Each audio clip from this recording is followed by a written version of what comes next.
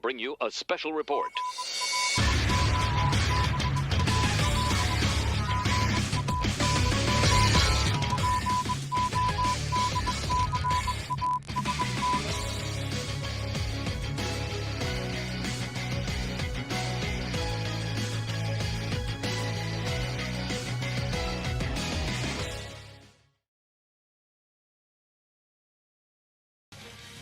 Welcome to episode 40 of the Global Gang Podcast. I am your host, Alec Hunter, joined today by Teister Daisetsu. What is up, my dudes? Anthony Jamo. What is up, my dudes? And our news correspondent, Dr. Namor. Yo, what's up, guys? And then our guest today is the Scottish Saiyan, HayzinkDKB. How you doing today? I'm not bad. How you doing, guys? I'm doing great. Good. So, jumping in here, because we got a lot of stuff to cover today. It feels weird to say that in this era of Dokkan, doesn't it? Yeah, very much. So, just jumping in right away, of course, we are going to cover our 4 questions we always ask our guests when they come on for the first time. So, Hayzink, how and when did you get into Dokkan Battle? How I got into Dokkan Battle was despite something that was just said before we went live, I really like Dragon Ball. And I was going through YouTube looking at videos from Geekdom. You probably know Geekdom if you're into Dragon Ball. And just looking at different things, and one of the linked videos was a video of Nano playing Dokkan. Well, I say playing Dokkan, he was summoning. And I thought, oh, this looks interesting. And then I get sucked in. That was pretty much how I started playing Dokkan. And when was actually not as long as most people, it was just after the 4th anniversary. Okay, so a little over a year now. Yeah, it's just over a year, about a year and a few months. Right. That's when my current account started, was actually during the 4-year. I did rerolls during the 4-year on this account. I remember you said that to me. I was talking to you about rerolling on Twitter, and you said that you'd done it back then, and that was it. You would never do it again. Nope, never do it again. Rerolling is a pain, such a pain.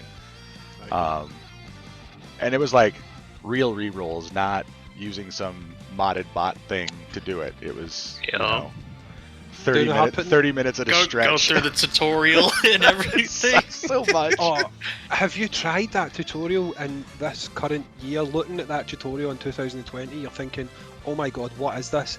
I think that's something they need to update in the game. It just looks so dated, it is unreal looking at that now. Yeah, I think they just need to scrap it entirely, to be honest. I think the best part of it is the fact that you get the old summon animation. Yeah. Like, it's nice to go back and see that every once in a while. That's true. And then you always pull STR Frieza. Right. Agility SR Goku. Yeah. But I think SR Piccolo. I think that's something they could change really easily in the game. A lot of these gacha games now give you almost a 10 pull with a guaranteed, well, I say 5-star, but you know what I mean, it would be like an SSR or something like that. I think that'd be a good way to start new players out, just going back, maybe updating that and doing something like that for new players, but I don't know, don't want to do stuff like that, do they? Would be nice to start off with the SSR Goku instead, the old agility one, like that starter with Vegeta. Like, those should be the 2 main pull units. Yeah, you should get one of those 2. Yeah, like it should only be those 2, but you're guaranteed one of them. Right. You know? Yeah, I'd go with that. That's a good idea. Screw that. It should be the physical Gotenks. That way you have an all types lead to start. See, I would not complain about that because that physical Gotenk still slaps. He is. He's Yeah. awesome. He's awesome. So second question, and I'm aware that this can be kind of a recency bias type of situation, but what is your current favorite unit in the game? It's Gobros. I love Gobros, so I think Gobros are fantastic. It's not recency bias for me at all. It actually really ucks me that they're now getting looked at as not being a top tier unit anymore. I don't know who it was. I think it was General put out a question on Twitter yesterday asking people who their best unit was, and that's who I said. And it's funny when you look at the replies to those sort of questions that someone puts out, it's always like one of the last 4 units that came out in the game that people will always say, oh, this is the best unit, this is my favourite unit. But for me, it's Gobros. I try and use them any opportunity I've got. I think they're fantastic, and I think they are at a point now where they're starting to be slept on by a lot of people. I will admit that I do not use them nearly as much anymore as I used to, but part of that is because I've found that I don't really care for the siblings bond category, and my Goku's family team is stacked, and I have other units I want to run on the team. They work on Kamehameha. Yeah, that's true. They do. Actually, they work really well because they link pretty decently with the family Kamehameha units as well. I don't really care about the links, to be honest. I've got them at link level 10, and I've got most of my Kamehameha units, well, not most of them, but most of the ones you want to worry about at link level 10, and I more often than not put them on rotation with AGL Gohan. Yep. I don't know, like, I don't think they're obviously getting the best out of them on that rotation, but No, well, they share a couple, but not many. But the Yeah. thing is, they're pretty self-sufficient for key anyway. You know, once you've done a few super attacks with those guys, they're getting a super attack every round. And a lot of the time, they hit 3 super attacks, like an awful lot of the time. You see that from them, so I like them. I really like them. I'd say definitely them and AGL Gohan as well. I think AGL Gohan's a fantastic unit. I don't even care about his transformation because I don't care about transforming him. I think he's so good that he's untransformed state that it doesn't matter. mhm. I know that that's controversial because people people want to transform that AGL Gohan, but I'd say those two are my favourite units in the game. Dude, that AGL Gohan is a complete unit without a transformation. People who complained about his Yeah. transformation conditions just completely glossed over the fact that he was a 100% complete unit. Yeah, You know, it's not just that. I don't know any other unit that can get to STR and stage of the Legendary Goku event and easily take double digits, just like as if it's nothing. Well, I suppose there's something about Gohans being tanks. The new Tech Gohan can do it as well, obviously, but he's a monster. Let's see here. Tech Trunks can do it. The one that's the super type lead is his secondary. LR Kale and Leaflet can do it pretty easily. The Tech Kale Strength Caulifla, they're going to be taking double digits by phase 3 of that fight for the rest of the fight. I Yeah. heard my girls. Yep. First Make sure level you have your water, bro. Hold on. Okay, so moving on here. Question number 3: what new features or units would you like to see added to the game? Saying I want new features, I would say I wouldn't necessarily look for any new features. I'd rather look for them to refine existing features, like being able to get more Battlefield gems out of Battlefield. So maybe doing something like adding, this will sound silly, but you might know what I'm talking about, adding like a new game plus to Battlefield so that once you've done it once, you can run through it again, but maybe the difficulty will be doubled and you can get more Battlefield gems. Now, I completely understand we're not going to get Dragon Stones, but just being able to get more Battlefield gems because I'm always hunting for orbs. I've got a lot of those LRs that I don't even bother buying because I just go in and buy potential orbs, and I've not been able to buy potential orbs for a while. But I'd like them to do something like refreshing how Battlefield works, not like completely changing it, just maybe adding, you can run through it again at a higher difficulty and get more Battlefield gems out of it. Maybe adding a new legendary event, but I think everybody wants that. So whether it's Legendary Cell, Legendary Frieza, all forms of Vegeta, that type of thing, I think we need another one of them. But don't just copy the Legendary Goku event. Try and put another spin on it. And the only other thing that I've ever kind of wanted from Dokkan is a survival mode. So maybe have a leaderboard each month where you just keep getting, you get 1 bar of energy and you'll keep getting more and more enemies coming at you, but you've obviously only got your set items that you can take in with you. So once you've used those, 8 items, you're done, and it's just to see how far you can go beating enemy after enemy. And there would be maybe like a global leaderboard and give some kind of reward at the end of each month for however far you got in survival mode. Just something like that I think would be quite good. And with regards to units, I mean, every unit's pretty much in the game. I suppose, I don't even know. Honestly, I don't even know. Maybe one of the Broly's from the Dragon Ball Heroes game, but we'll probably get that soon. Super Saiyan 4 Broly or something like that. I'm not actually a huge fan of Super Saiyan 4, but obviously the category's not massive, and we kind of are getting a category for it now with this Saiyan Roar thing. But I'd say one of the Brolies, one of the Super Saiyan 4 Brolies. I'm sorry, what? What'd you just say about Super Saiyan 4? It's not my favourite transformation. It's probably I must. I don't love Super Saiyan 4. No, I'm just playing. I'm playing. You're allowed to like what you like. I know. Super Saiyan. I know. So I know what, Super don't get Saiyan. some hairy titties. I'll be honest, right? I was watching. If every bit of Dragon Ball I've consumed, my least favourite part of Dragon Ball is GT, and I'm not just saying that because it's nice to dump on GT. GT's got the Broly. It's got Baby. Baby's good, but Baby's kind of weak towards the end. I think you can compare Baby to the Goku Black arc a wee bit, where it's strong, but then the end of it's not so strong.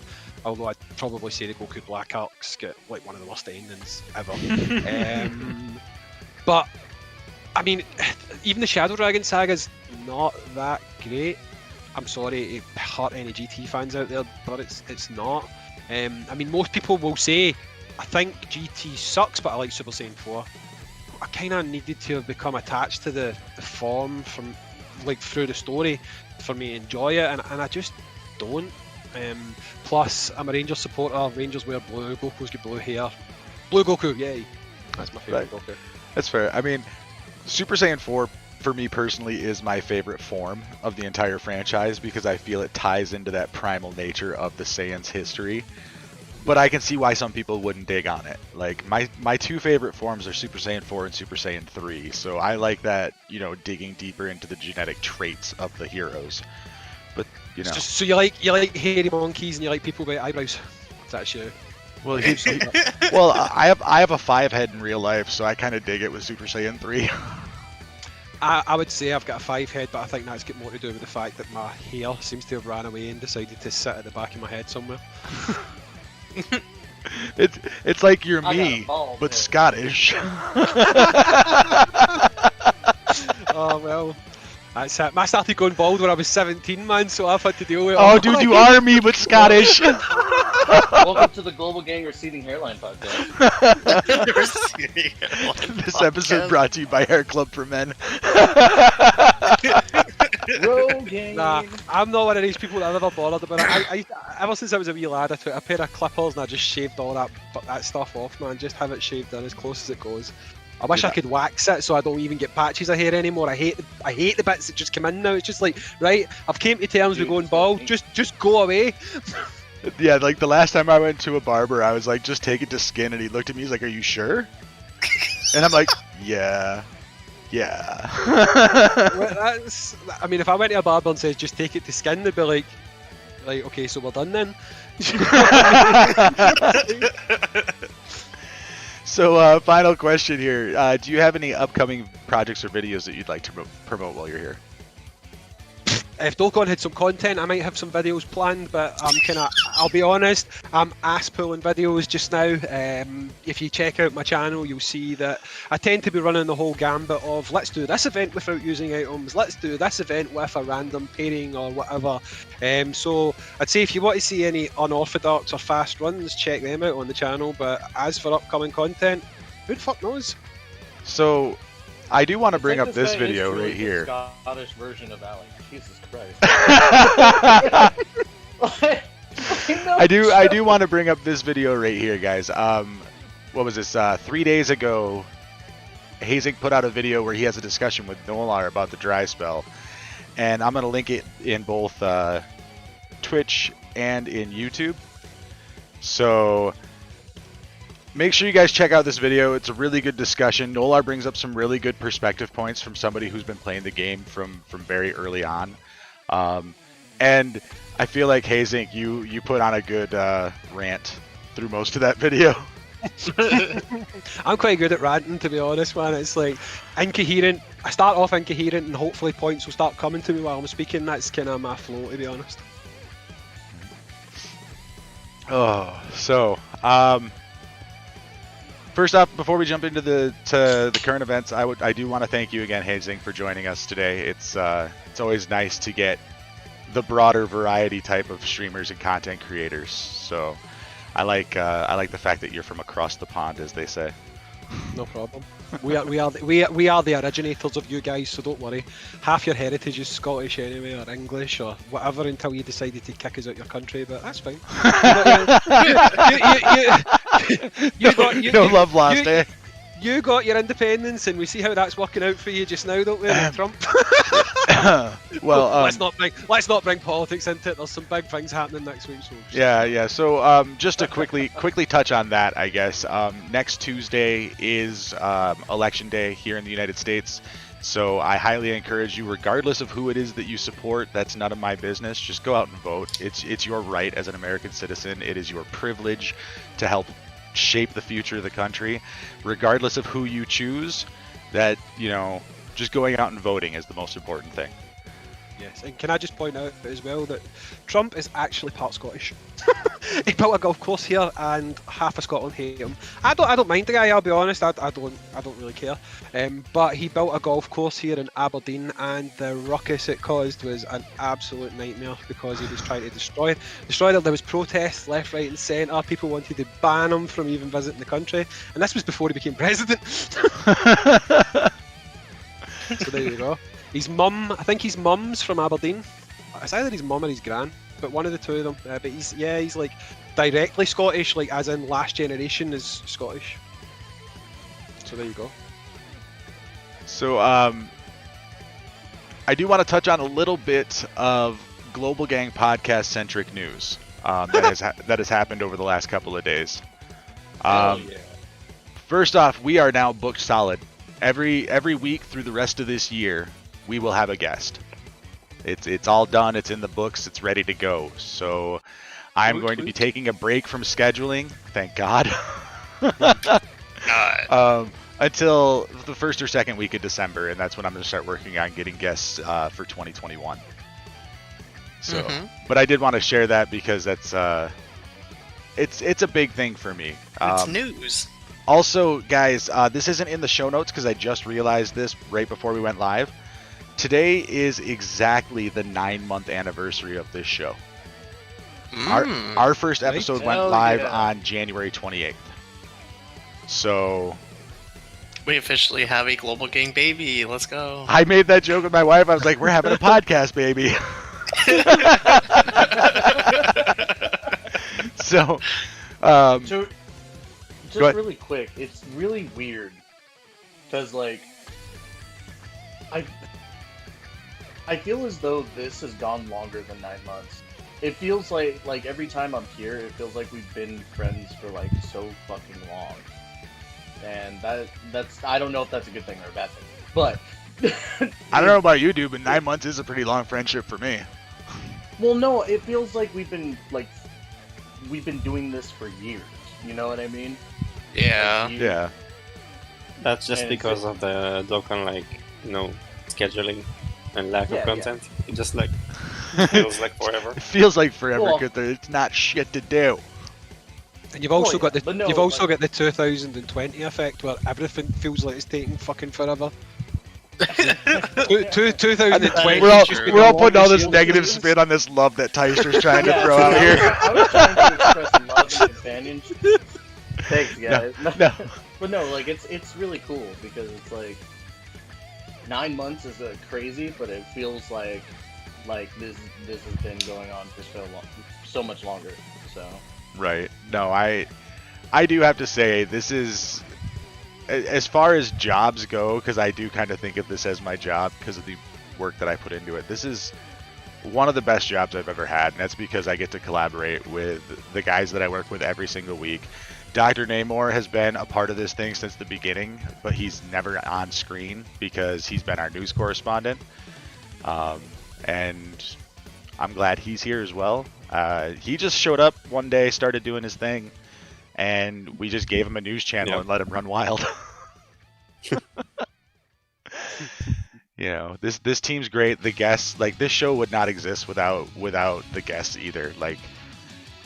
Y'all come here and you talk to us, the 3, 4, or 5 of us that are on a pretty regular basis, and you'll get our input.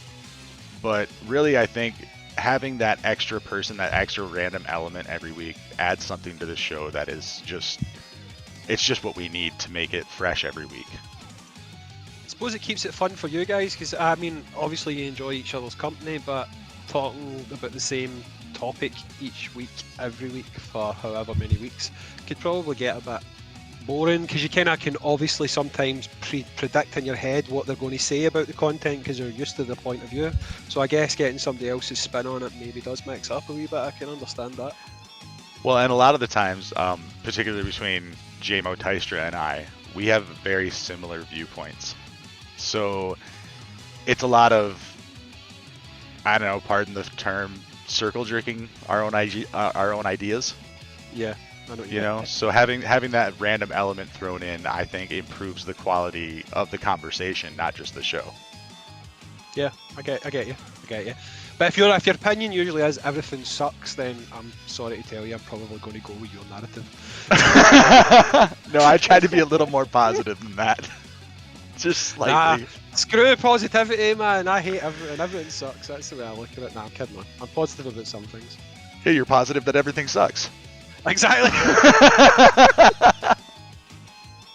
All right, the second bit of Global Gang Podcast news is this week on Sunday on Twitch. These are Twitch exclusive game days where you can come and play games with us. We have a poll up on my Twitter. I will link that poll in the chat on both YouTube and Twitch right now.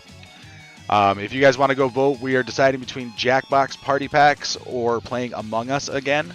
And this will go live at noon Central Standard Time because Daylight Savings Time is switching over in the United States Sunday. So be prepared for that. You should play. When you say- You should play Phasmophobia. I want somebody to play that game with me.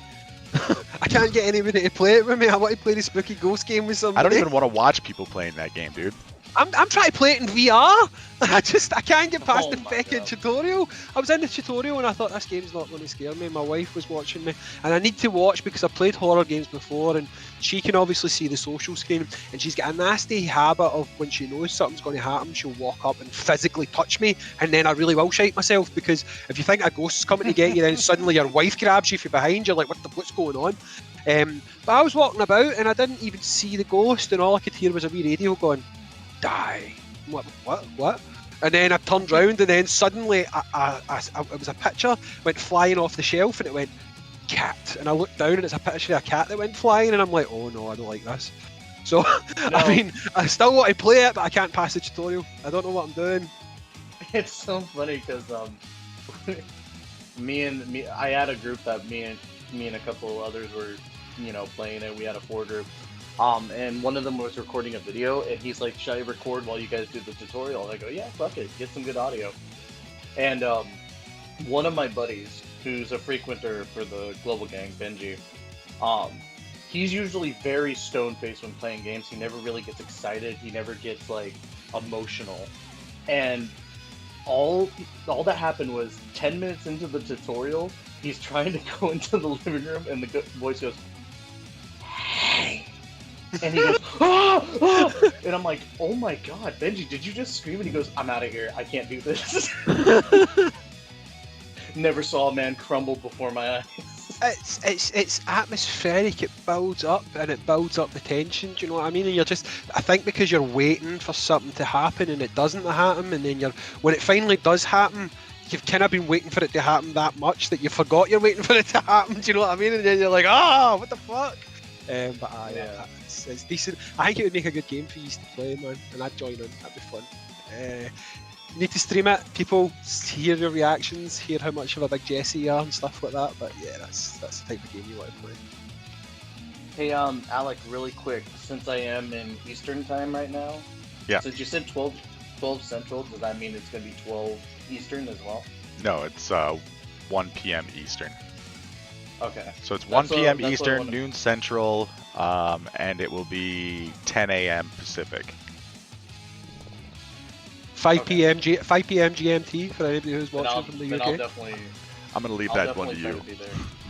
try to be there. I don't know. I know 3 time zones. I know. I think right now we're 4 hours out for you, but we got our daylight savings at the weekend there. So if you're going an hour back, it'll be 5 hours again. So there you go. We better learning for you today. Right. Okay, so let's actually get to why we're here today and start talking about Dokkan. Oh, I forgot about that. Yeah, I mean that is what this show's supposed to be about, right? I thought this was just called the Gang Podcast. But is it though? Is it? Is it? Oh, hey, guess who forgot to mute his alerts during this show? That was loud. 1 second. I never heard anything. It never came through on our end. Yep, it doesn't come through on your end, but trust me, my eardrums felt it.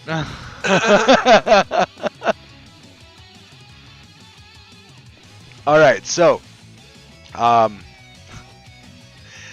we talked a little bit last week about the upcoming Pan and Grandpa Gohan unit, but we didn't have any real details for it. So we're going to do the deep dive right now. We're going to jump in, starting with the new event, Pan, Gohan, and the Full Moon Monster. Let's see here. Hayzink, you ran this event, I'm sure. What did you think of the grind for the unit? It was better than grinding for the SA5 that I didn't have for Candy Vegito and for Gotenks. The drop rate wasn't too bad. The fact that it gives you the combined drop rate if the characters are Goku's family and Kamehameha, which obviously pretty much all of them are, unless you're running Cell and Boo and stuff like that. So obviously you're quite easily able to get the double drop rate. I didn't think it was too bad. Honestly, for this character, I didn't think it was too bad at all. And then I'm sure nobody had any issues forming a team with Goku's family and Kamehameha. Nah, I doubt it. I mean, you get so many options for that, don't you? I mean, It's probably. I was gonna say you literally can form an all LR double Kamehameha Goku's family team. That's what I did. Yeah, I think you get something like 245% boost to drop rate or something like that if you do that. It's like 252. Yeah, 252, really. It's- I had just wanna 5 say, LRs sorry. on my team. Screw Bandai. It was because weird that they did it like that, because I was just like, really? We're gonna do a lot less percentage? Like, but I understand if you- too, because they don't want people to breeze through it. Just what's up? Yeah, if you compare it to like the Peppy Girls event where you get like a much higher boost, I was annoyed by that. You get into like well into the 300s. I was expecting Yeah. 300s. is the Peppy Gals one not the only other one that does the combined categories? I can't remember any other one that does the two categories give you a boost on both. Yeah, I think it's just those two events do that. It'd be quite cool if they done that going forward, but not if they decrease the rate of the single category, obviously. Prime Battle Trunks, Yeah, that's yeah. Future Saga, Future and Saga Android. So if you have androids. so if you have both Future Saga and Android characters, like the free-to-play Future Android 17 and 18, they gave you a double count for both their bonus. Yeah, that's true. Oh. I wasn't really thinking. To be honest, in my defence, I was only thinking about like, actual like events, not Prime Battle. But okay. Because who farms Prime Battles, right? Was that- That's true. Was that like after they did the whole like campaign for it? That came out as part of the campaign, I believe. Okay, that's why then, because I did the Prime Battle Trunks before the campaign started. I did so I that's did all of probably that. All of the ones that I could do before their campaigns, I did, because I like getting those extra stones and Kais. To why. SA20. Yeah, To SA20, fully free to play, rainbowed, yeah. Why would you do SA20 before the event drops? when you're though? bored. Okay, Oh, so yeah, I so think I so did aren't the you same aren't you ball. like the king of saying there's not shit to do in this game? Aye, but don't but doing shit Fight, for the sake of fight, doing fight. shit, man. It's like, oh no. I hate Prime Battle events. They're just so. Anytime I do them, it's like 5 medals. 5 medals, 5 medals. At least when you've got the bonus, you're like, I've got 5 medals times 3. That's not so bad.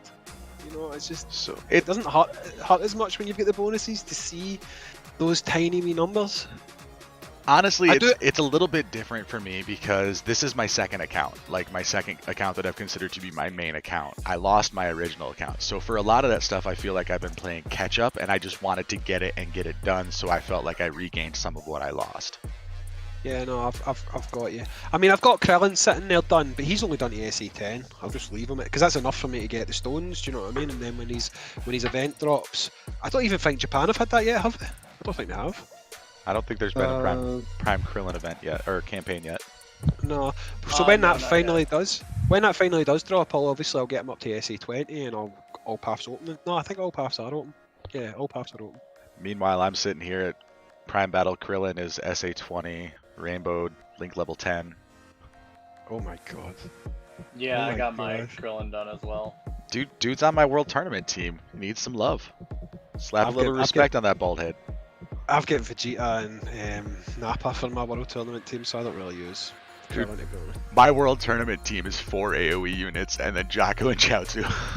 Oh, Yep. I know we're getting into it later, but you're just reminding me that World Tournament's coming up. Oh my god. Oh, I'm looking forward to this one. This is going to be an interesting one for sure. We'll touch on that later.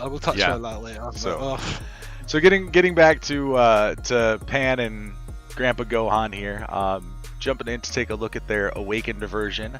They are Kamehameha category, key 3 stats 50%. They raise their defense for 1 turn and cause supreme damage to the enemy. Passive skill is attack plus 80% when performing a super attack and great chance of an additional attack plus 80%.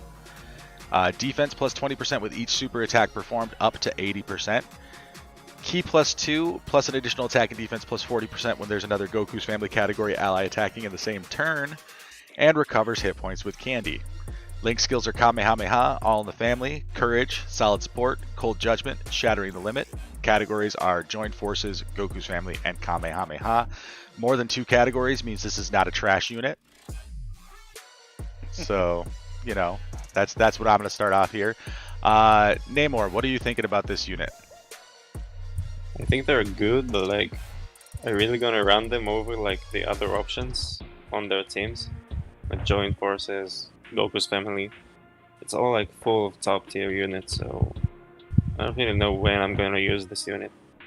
Does feel a little like adding water to an overflowing cup at this point, doesn't it? Yeah, like Gotenks and Ghost is like, it's a unique name. You can use him in, you know, Super Battle World and stuff, and it's actually pretty useful. But this unit is like, I don't know, it's weird. All right. Test, what are your thoughts on this unit? Did I lose Test? I hate the There you event. go.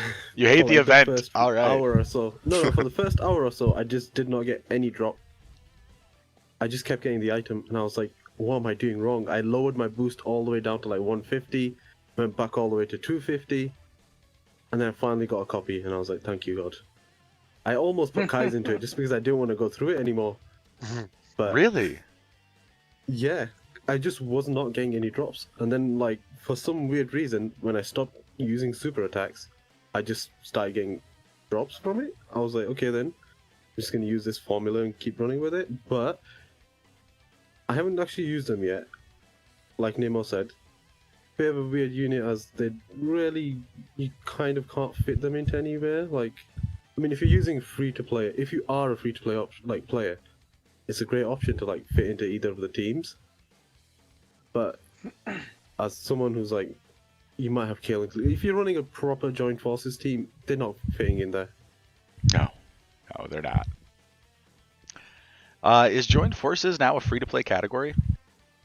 Yamcha, the from World Tournament. Right. No, 120. I mean, but like, are there enough units where you can run a full free? Yes, there are. Oh yeah. Oh yeah, there's a ton of them. Um, I might have to do that. There you go, Hazink. We'll do a full free-to-play Joint Forces race at some point. Oh, that's it. Well, see, my thoughts on this Gohan and Pan, I think they missed a trick with it. I don't understand why they didn't make it a support unit. Kamehameha, of all categories, doesn't really have any dedicated support units. I mean, there's an argument they don't need it, right? Let's be honest, you can obliterate things with the Kamehameha category, but you don't really have anything on the Kamehameha category that is actually a dedicated support unit.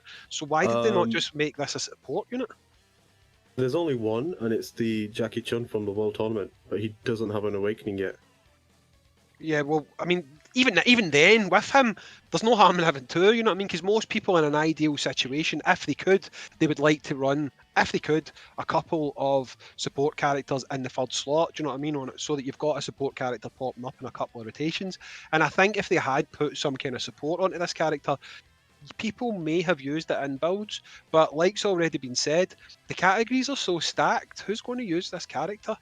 I mean, next year probably we're going to get an easy area. If they follow what we've just got, you have to imagine that next year this character and Trunks will get an easy area, which will be really good because I'd love to see that Trunks be an easy area, to be honest. But if they do what they've done this year and awakened the two from last year and the year before, next year they should hopefully awaken last year's and this year's.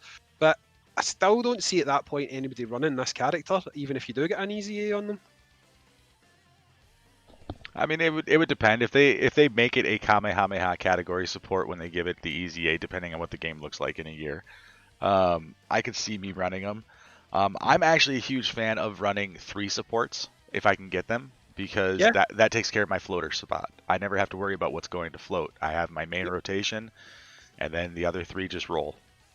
Exactly. Do you know what I mean? And this would fit the mold for it because, like I say, I can't really think of many other categories that don't really have any supports to speak of. Yeah, Jackie Chun, yeah, but apart from that, he's a semi-rare character, I suppose, because World Tournament characters, I mean, let's be honest, you could go years without getting one of them, depending on how the RNG goes for you, you know.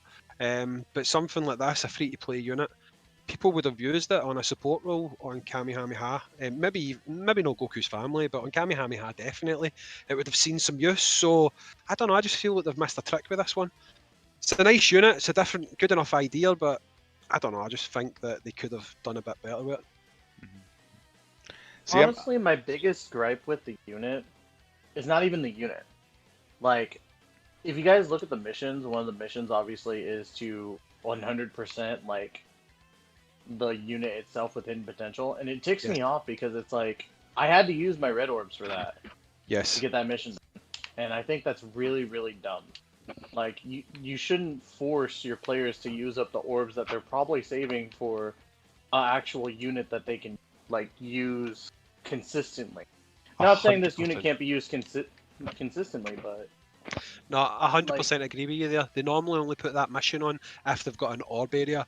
Like characters that have got a stage 2 where it drops orbs, fine, fair enough, but you're actually taking a currency in the game, we'll call it a currency, a resource, right, in the game that's, let's be honest, orbs are valuable. I know that there's people out there that will say, even maybe commenting here, oh, I've got 22,000 orbs, but if you're someone who pulls a lot of units, orbs are like absolute gold dust in this game. I literally spend my battlefield currency buying orbs before I buy the LRs because orbs are just so hard to come by. At least I think they are anyway. It's absolutely, and that's why it threw me for a loop. I was like, oh, there must be another stage to it, and then the more research I did, I was like, there's no stage 3. Yeah. And it was unbelievable to me that they were forcing us to use our STR orb. I was like, come on now, like you could do so much better than that. And the percentage you get back for it's not even a lot. You know how like some of the missions actually give you small orbs, medium orbs, large orbs. I think you need to spend like 4,000 something small orbs, and you only get 500 back from the missions. So it's like it's not like when you do a prime battle character, when you max them out in potential, you get a large chunk of that back when they drop the missions. Like I think Hercule, when you got him at 100%, you probably got at least 80% of those orbs back as rewards for the missions, but you're maybe getting, what, 25% of them back, and you have to ask yourself, is it worth the investment for, what is it, 2 stones, 3 stones? I guess it's going to really boil down to if this unit does get an EZA, and if it does, you know, in my personal opinion, if I'm having to use my fucking orbs, it better be worth the investment, because if not, like, I'm gonna be frustrated, because it's like, I definitely need those, you know. Well, like, I still haven't pulled Kefla. I want Kefla, and I need orbs for her. So yeah, you know, I guess it sucks for me. I mean, I don't want to jump the gun and predict what Akatsuki are going to do, because obviously you can't do that. But I'd like to think that them doing the awakening, the EZA awakening for Candy Vegito and Ghost Tanks, means that next year they'll hopefully give the other 2, so like Trunks, as we mentioned, who I think could be awesome in EZA, because he already is pretty good, and this character in EZA, just fingers crossed that is the way. We don't know, obviously, but looking at what they've just done, you would like to think that means that next year they'll awaken the other 2 outstanding ones. Yeah, I mean, at least Trunks, because Trunks is now a year old at this point, and by next year Yeah. he'll be 2 years old. I would say adding another stage to the EZA, or to the easy area that we'll be covering here in a minute would probably be an ideal way of handling that situation. Yeah. Straight back. Um, And Trunks is good as well. I think for a free to play unit, Trunks is one of the, I don't want to say one of the better ones, but he's pretty damn good. He's really good. Yeah, we'll get to him here in a little bit too. We're gonna do a recap of all the Halloween units as we go. So, You mean hello meme?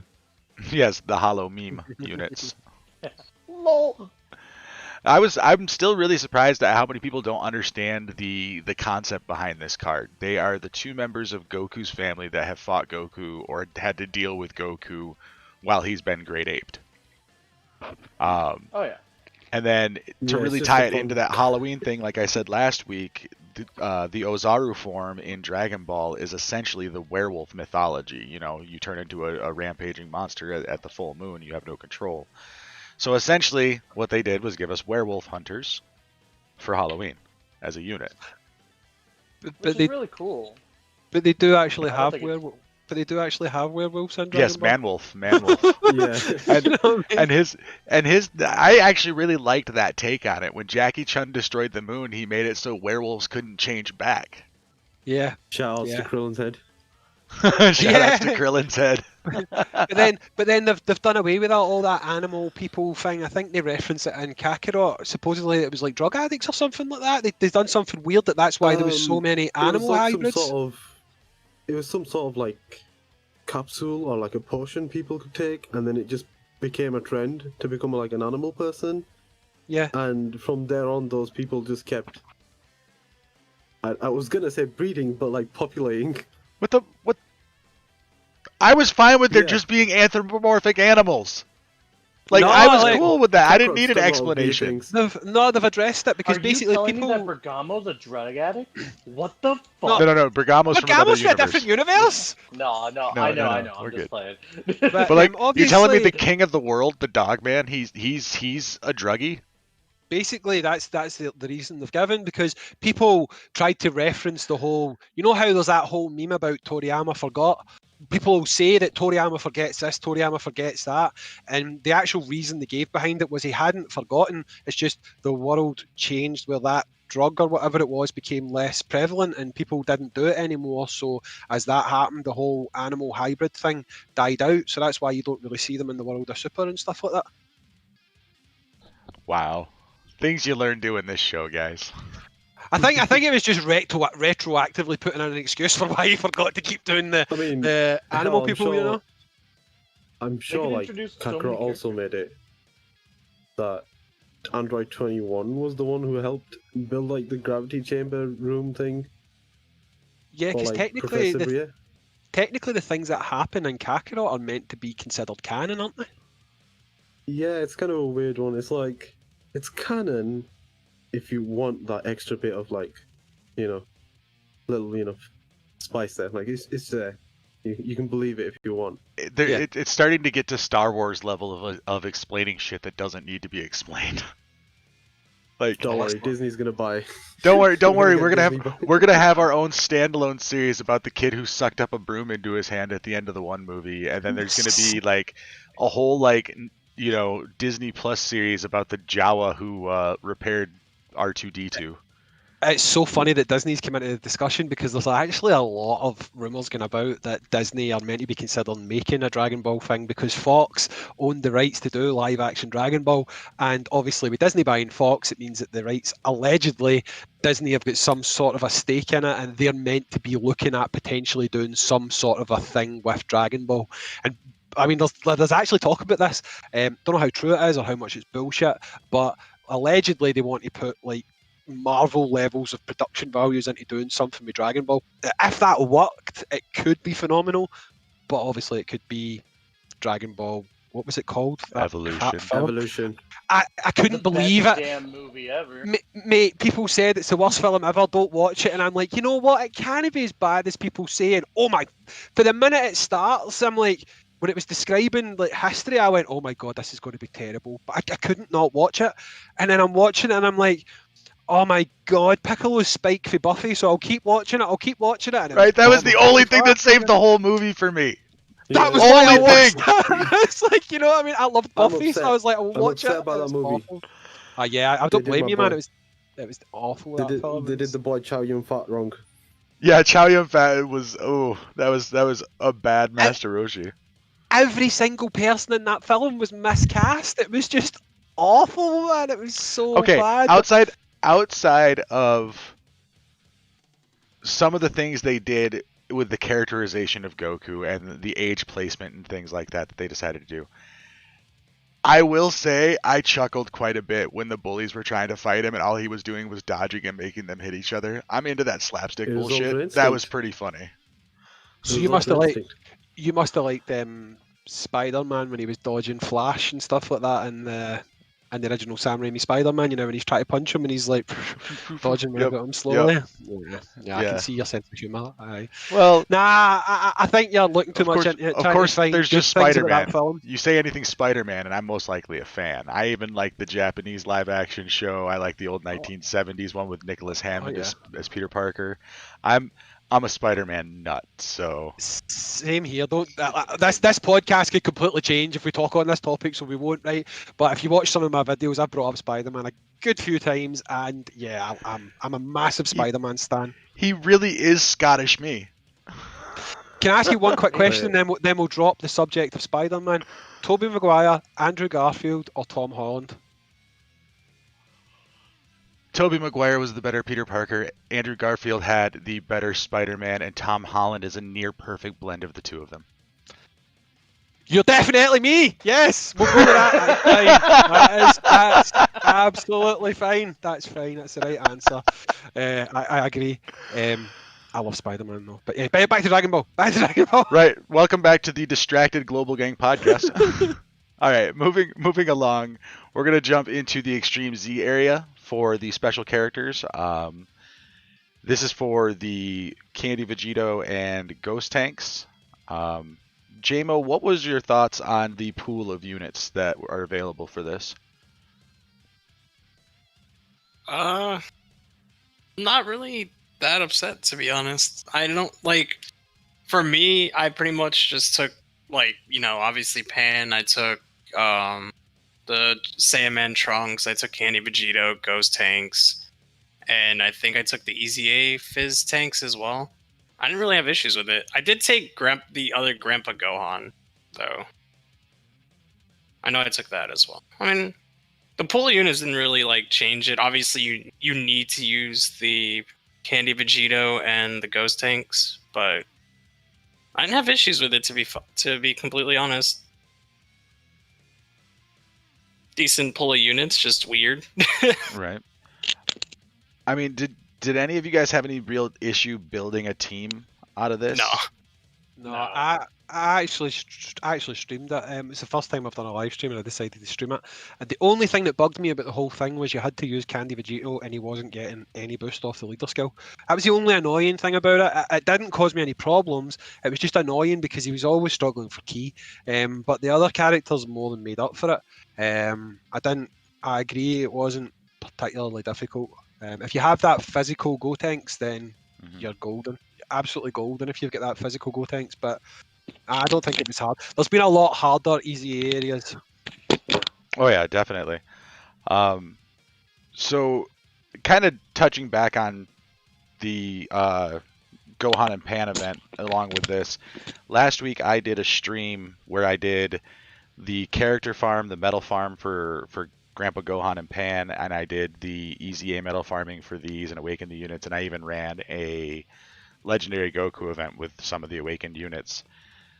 And in grand total, I think I streamed for 2 hours and 45 minutes. So when you guys are talking about your horrible drop rates from the Goku or from the Gohan and Pan, I'm just shocked because it's I did all of that stuff in just under 3 hours.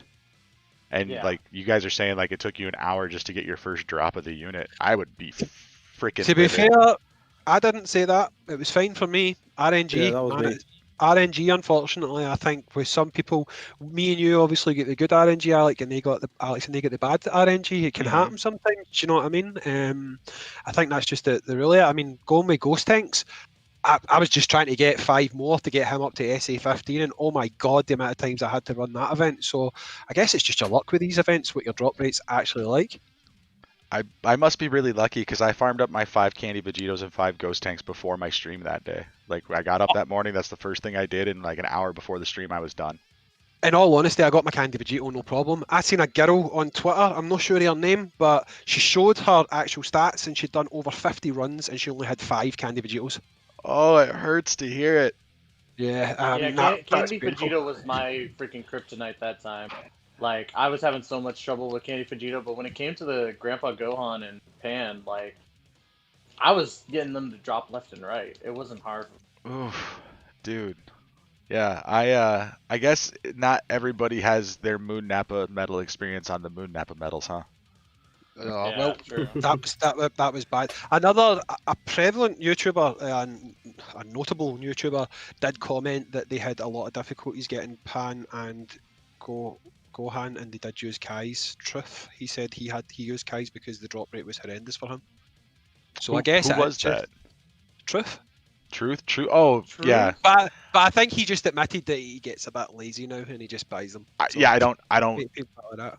Yeah, truth plays on a different level from the rest of us. That's true. Truth's got massive whale status. We can't fall. We can't be like, oh well, he can't be bothered. It's all good. He's got content. Yeah, so my team consisted of the physical seal tanks, and then a random smattering of youth units, and of course the 2 that were required. And I didn't really run into any difficulty. I feel like a lot of the controversy surrounding easy areas has gone away, and we're just left with another version of Dokkan events that just get kind of really boring after the first 3 runs. I honestly don't think there's anything wrong with easy areas. I think if people were completely honest, they're not moaning about the easy area. They're moaning about not getting 34 Dragon Stones from doing an easy event. I mean, I wish people would just be honest. They're not actually moaning about the easy area being bad. They're moaning that they're not getting the Dragon Stones. That's what it is. I mean, if people were brutally blunt, that is what it is. Don't get me wrong, if you're a re-roller, then yeah, these events are going to be difficult for you because you've probably not got these characters. But I mean, for me, I used I used the seal tanks, like we said. I used ghost tanks. I used Candy Vegito because you had to. I used Trunks, the Great Saiyaman Trunks. I used B-Pan, and I used the 8-bit Vegeta. And it was easy. And in fact, I used Bulma, so I must have used somebody different for that. But I was all the characters were pretty much free, or they were free, apart from seal tanks. Yep. But I mean, it was. I don't find these events all that hard. The only ones I've found hard is the Broly one was kind of difficult during the anniversary, I think it was. There was times when that could catch you off guard because sometimes they done quite a lot of damage. But if you did the Raditz and Vegeta one first and built him up, then you could go into the Broly event and you kind of found it easier. What I tend to do with these easy areas is I level up the easy A as I'm doing it, so that you know you've generally got to use that character on your team. Well, as soon as you've got enough medals, boost them up to whatever you can get them to. Keep going, so that when you get to the harder stage, they're already at level 130, and it makes it at least a little bit easier for you. He really is Scottish, me. So it's the way to do it, man. I just think it's the easiest way to do it, man. Just get it. It is. It's a great way to do it because you're incrementally increasing your power as you're, ramping up the difficulties of the events as you're rolling through. So it keeps it kind of on an even keel. Yep, I agree. So obviously, because I'm the Scottish you, so obviously I agree. So let's jump into talking about the tiniest top-notch hero, Vegito. Candy. We like Candy. All right, so all right. His leader skill is still pretty much worthless. It's attack and defense plus 20% per key sphere obtained. That might be useful in like nuking events, but I believe that there's 30% leaders. JP side? Yeah. On the JP side, there's the 200% freezer event. Uh-huh. that Candy Vegito is like the optimal best leader leader. to take in for it. Okay. Yeah, because you can't actually take the real nuke leader units. I haven't even looked into the event, so that's good to know. Thanks, Test. Yeah, me and Test are like bigger into JP stuff, so we know. Right? That's what we need. Little forward knowledge, the biggest benefit Global has. It's true. So super attack raises attack and defense for 99 turns and causes supreme damage with a high chance of stunning the enemy. I believe that's 50% chance. Yeah. Okay. He has a great chance, which is 70% of evading enemies' attack, including super attack. He disables enemies' guard. His attack and defense raises by 20% for every tech key sphere he obtained, or his defense raises by 10% for every non-tech key sphere obtained. He also recovers hit points with candy. Link skills are more than meets the eye, shocking speed, over to flash power bestowed by God, infighter, supreme power, shattering the limit. Categories are Majin Buu Saga, Patara, Final Trump Card, and Battle of Wits. Tystra, where are you sitting on this behemoth of a free-to-play unit? I mean, he's good regardless. Like I've always liked Candy Vegito. 1, because of aesthetic, and 2, because it's fucking Candy Vegito. He's decent regardless. I just personally don't see me using him as much. I mean, with the Frieza 200% event, if that's the case, if he's the most optimal, then I'm glad that I got him ready to go. But personally, for me, I don't see using him too much. But he's a good free to play unit. Like there's no doubt about it. Like even before the EZA, I figured that he was like a Right. JMO, what are you building this guy as? Where are you focusing your hidden potential? Mine's been done when he first came out. I honestly don't even remember what I gave him. To be completely fair. Well, if you did it when he first came out, you probably jacked him up with a bunch of dodge, because that was kind of the thing to do when he originally came out. Yeah, probably. I mean, he's probably much better suited, in my opinion, for additionals. Hayzink, what do you think? I'm just going to load up my game just now and check, actually. I think I've got my additionals. I have him with no dodge, actually. He's 12 additional, 14 crit. Oh, dude, that's not bad. It's not bad at I've all. only- Mine is like it's 15 additional. It's the 3-5 crit and then 6 dodge. Mine Yeah, I've gone a similar build as Nemo. I gave mine potential orbs. Not potential orbs, sorry, skill orbs. Okay. Mine is 17 additional, but that's because I've got 2. I've got a bronze tech on him and 11 crit. Yeah, I want to say mine's was probably 15-11 before skill orbs with no dodge. He's one of the few units I didn't give level 3 dodge to, because why? The only problem I've got with him, and I have this problem with a lot of units, and sadly this is just more to do with me than anything else. I summon on every banner. Like every banner, I summon on every banner. I've had every Dokkan Fest that's been released in the last 12 months. I don't use free play units. I never get any space to play them. If I try to play them on Final Trump Card, I've got plenty of other units that can go in there. If I try to play them on Battle of Wits, I've got plenty of other units that can go in there. Same with Patara, same with Majin Buu Saga. I can appreciate how good he is for a free to play player, but I'll be honest, I would be leaving out a better character to put him in my team, if that makes sense. yeah. That's basically what I was getting at. It's like he's good, but right now, like with how my box is looking, because Whale's Not good dead, enough. You know, he's not good to make a replacement for any of my team. Yep. But again, if he's optimal in any type of situation, I'm glad I have him, and that's why like I'm always a proprietor for Whales to get these free to play cards, because even certain free to play cards are a better option than pay to play. Yeah, I agree, and that kind of brings me full circle back round to what we were saying about Grandpa Gohan and Pan. I think if these free-to-play characters are more focused on support, now obviously they can't do that with every unit, but if they're more focused on support, then it doesn't really matter if you're a whale, a minnow, a dolphin, you're going to find space for them in your team, because support units work for anybody's box, you know? Whereas these just more attack-focused characters, I mean, unless you are like fully free to play or really lacking in certain areas, you're probably not going to run them. Yeah. And we The finally perfect found a example of spot that. where we're different, because I do spend money on the game. I do summon on most of the banners, and I still love to use me some free-to-play units. But you do it for fun. I mean, that sounds really wrong the way I said that.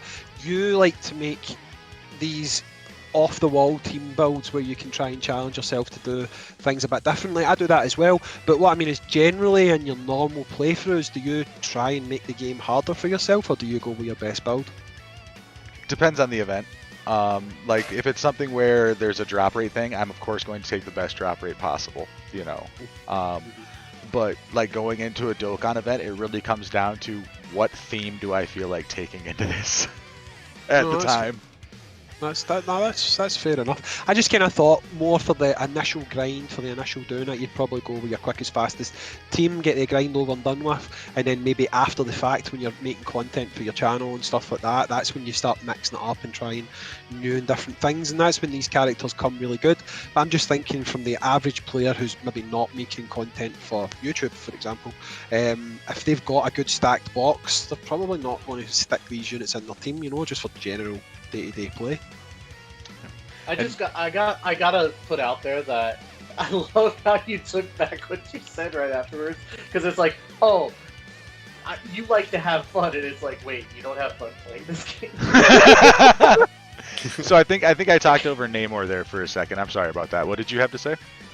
Yeah, no, I said that the perfect example of that is the two units that came with Gohan and Cell. The Goku and Gohan and the Vegeta and Trunks. Mm-hmm. The Vegeta and Trunks is like a hard hitter, like classic unit, you know. Nobody ever uses that unit. Nobody. And then you look at the Goku and Gohan, which is a support unit, and people just use them like, you know, in their normal teams because they're supports. I use Vegeta And, and Trunks, but I get it. No, I get it. yeah, I'm not you're the special. average player. I get it. Yeah. Like I do Well, things differently. Even for me, like, I'll still use them because those are, in my opinion, the perfect definition of a good free-to-play. Because those things are just, they're good. Like, honestly, they should be like secondary units on banners. Yeah. Like, that's So- how good they are. Bringing it back to our jawbreaker of power here. Anybody have any other thoughts before we jump into ghost tanks? I did take him on the legendary Goku event. He was dodging nicely. I mean, he seems to have upped his game with his dodges. Whether that's just a luck thing, I don't know. But his EZA seems to have worked out pretty well for him. I'll say that anyway. I'm sure J Fan will be creaming himself over the changes Oh, to yeah. him. If he's not playing Genshin, though. If he's not playing Genshin. I think Oh, he no. was Oh, no, more he's- excited about the ghost tanks. He's all over Jinro's favorite unit post talking about how Vegito Candy is his spirit animal. So I'm just saying. Honestly, I could see that.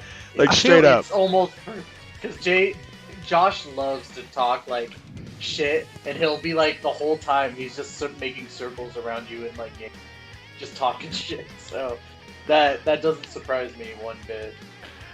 Somebody brought up ghost tanks there, and I think that's probably a good segue to what we're going to talk about next. But I think ghost tanks is a completely different animal, which we'll obviously get to in just a minute. And I could see why people would prefer ghost tanks to Candy Vegito, but I'll wait until we're there and we'll talk about that. Oh, we're basically there now. So ghost tanks after his EZA. Fusion category key 3, stat 77%, or his sub lead is int type key plus 3 stats 50%. Super attack greatly raises attack and defense for 1 turn. I believe that's 20%. My highlights aren't working, so whatever. And I causes think screen that's damage. actually 50%. Is it 50%? I think so, yeah. It is 50%. 30%, sorry. SA multiplier and defense by 30% for 1 turn. Nope, 50% after the EZA. 30% was before. This is why I like it when these things actually work and the highlights work. That didn't work. Anyway, causes supreme damage to the enemy with a high chance of stunning them. Passive skill is random Randomly changes key spheres of a certain type to rainbow key spheres.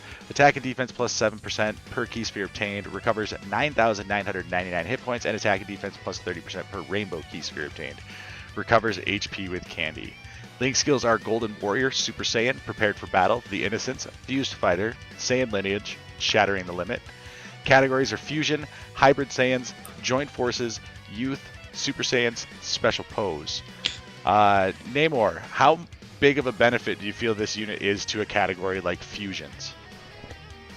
Fusions is like it's really limited, so I think it's very good, especially because his name is like so unique, you know, with the ghost in it. And the biggest like thing about him is his stun chance and the healing. For me personally, at least from like my experience using him, those are like his biggest factors. And he's good. He's a good unit. All right. See, I would completely agree with that. That's why I'm saying I think he's a different animal, because his categories aren't as stacked. I mean, you could still use him on a youth category, you could use him on a fusion category. Like they aren't like Majin Buu Saga. They aren't like the categories that Candy Vegito's on. I mean, although he's not a support unit, the fact that he's getting HP back, it kind of provides support in that regard as well, because he's obviously getting you as the player HP back into your squad. He's a bit of a nuker, and like was just said there, his name's unique as well. I think he stands out more as a free-to-play unit than Candy Vegito does, because even as a whale, a dolphin, whatever, you're probably not going to have that many fusion characters, because fusion is kind of lacking. Even though it's about to get a major buff, but it is kind of lacking, and I still think there's a place for him, whether you've got a good box or not. And I think that's kind of why he's, as kind of said, he's a different animal to Candy Vegito. I agree. JMO, you're one of the art guys on the show. How you feeling about this card art? Actually, I do like this card art, to be fair. Like, it's a different thing.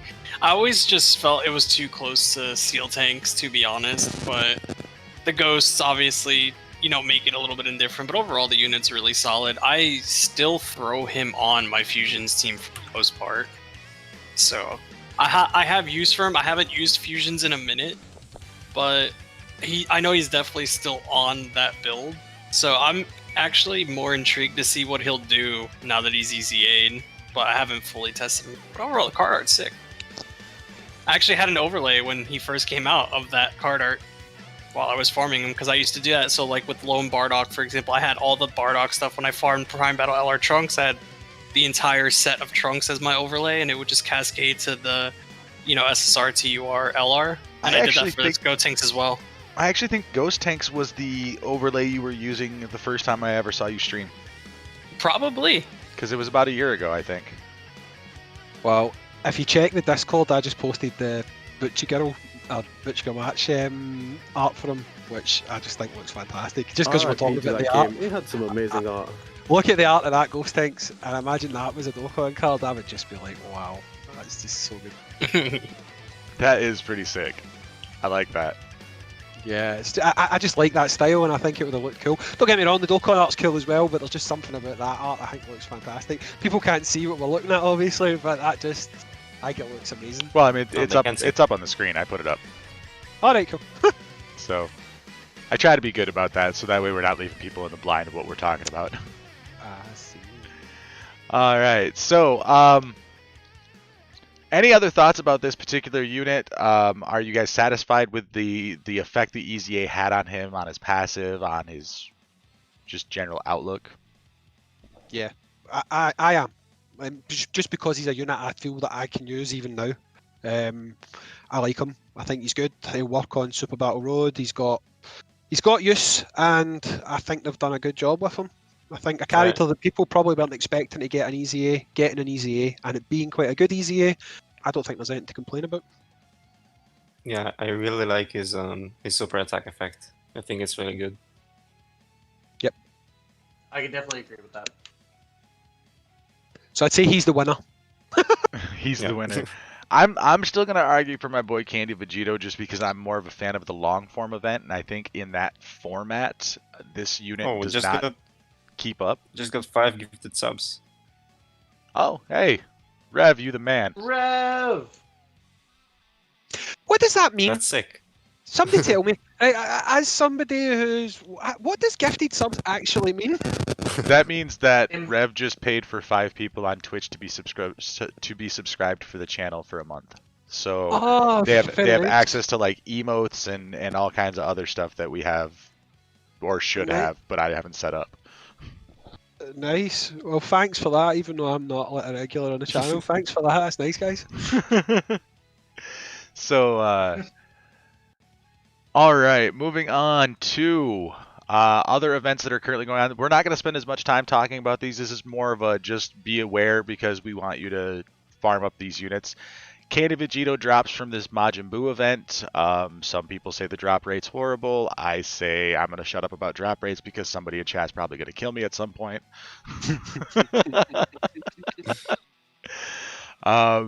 But yeah, and this is also a good stage to collect Ghost Ushers when you're not getting the drops for the candy unit, I guess. So, Yeah. Oh, if you need gravity, oh well, we'll get to the event and I'll mention it. Okay. Next event is obviously the Ghost Tanks event. You want to farm him up. Again, Ghost Ushers. If you're not getting the unit drop, you're at least getting Ghost Ushers. Those are slightly useful. Really good for the World Tournament. Hint, hint. Wink, wink, nudge, nudge. The Clash Dokkan Butoden event is here, and it's got the 8-bit, well, I call them 8-bit Goku, 8-bit Vegeta. I think they're probably closer to 16-bit when you actually see them in game, but you guys get what I mean. The digitized versions. Can I just say while we're on this? See, because at this Halloween they've decided to give us an EZA area for these EZA characters, for these Halloween characters. Mhm. Please, please, please let that mean that come April Fools, they're going to give us an awakening for some of these Halloween April Fools characters. That would be cool. absolutely Yes, fantastic. If the Bulma gets an awakening, it's going to be disgustingly good. Bulma's so good, but I want these characters to get an awakening. I love them. I just love the look of them. It's so I was- different. I was this joking Dokkan with Vegeta my are wife really the good. other day about these units when they get their awakenings, how they would upgrade them from 8 or 16-bit to like 32 or 64-bit. Like, Well, take them from Super Nintendo to PlayStation 1. Well, I think I agree with what you said, right? But see, looking at this visually, they're going for an NES style. That's what they're going for. So if they awaken them, I think they should go for more in-your-face Super Nintendo style, like with more colour and make it a defined 16-bit rather than jumping to 32-bit. But yeah, that would be awesome. That would be awesome if they done a graphical upgrade to them. But obviously, don't go too far, so they just look like Dokkan characters. But yeah, I like that idea. That's a top idea. So... You should get employed. And Katsuki, employ this man. No, see, characters. there's one thing that works against me when people tell someone to employ me. I do not want to ever enter the regular workforce again. I don't. I left for a reason. employ him as an ideas man that can sit in the house. Exactly. This job can be done via email. Let me just sit at home on the couch in my underwear playing video games and doing my job. All right. Yes, we'll go with that. So we are going to cover these two units because I don't believe we've covered them on the show before, and it's just going to be a quick rundown. So the Goku unit is a Goku family category, key 4, stats 44%. He causes supreme damage and raises his attack for 4 turns.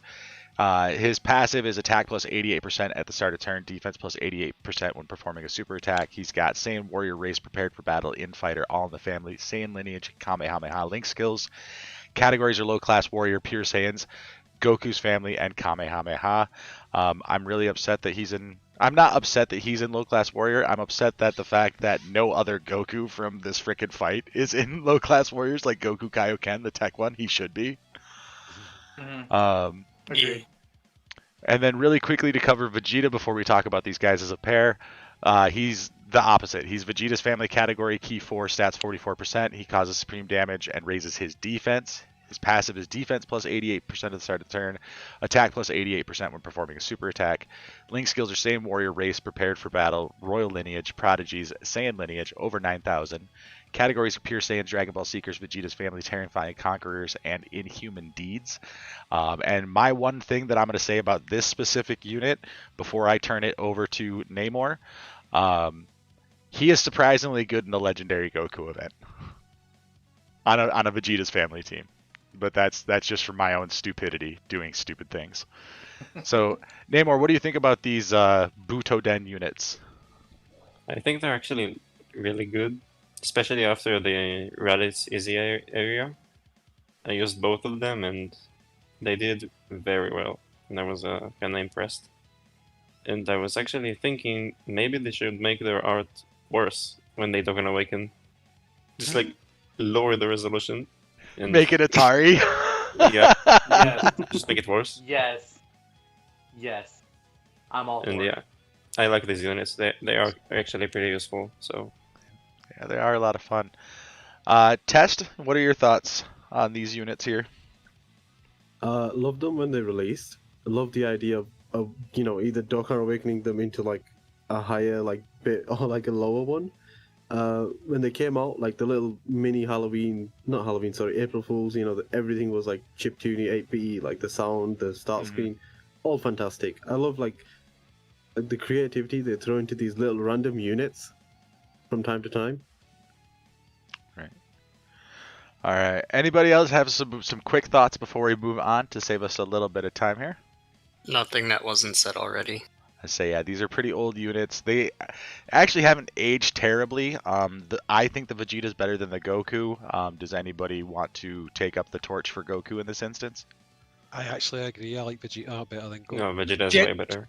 Generally speaking, I don't like Vegeta better than Goku because I'm a Goku stan. I do like Vegeta, but this character, I think Vegeta is better than Goku. And I think Sure. it's just because of the natural shift in the meta recently towards defense. I think that just makes him a slightly better unit. Yeah. So we also have the event to run for Kid Trunks, the Fortune Teller Baba event. This is probably what Tess was talking about Gravity Chambers. Yes. Yes, stage one. Please do this. Yep. Yeah, if you guys are hurting on the Gravity Chamber training location, this is a fantastic stage to run.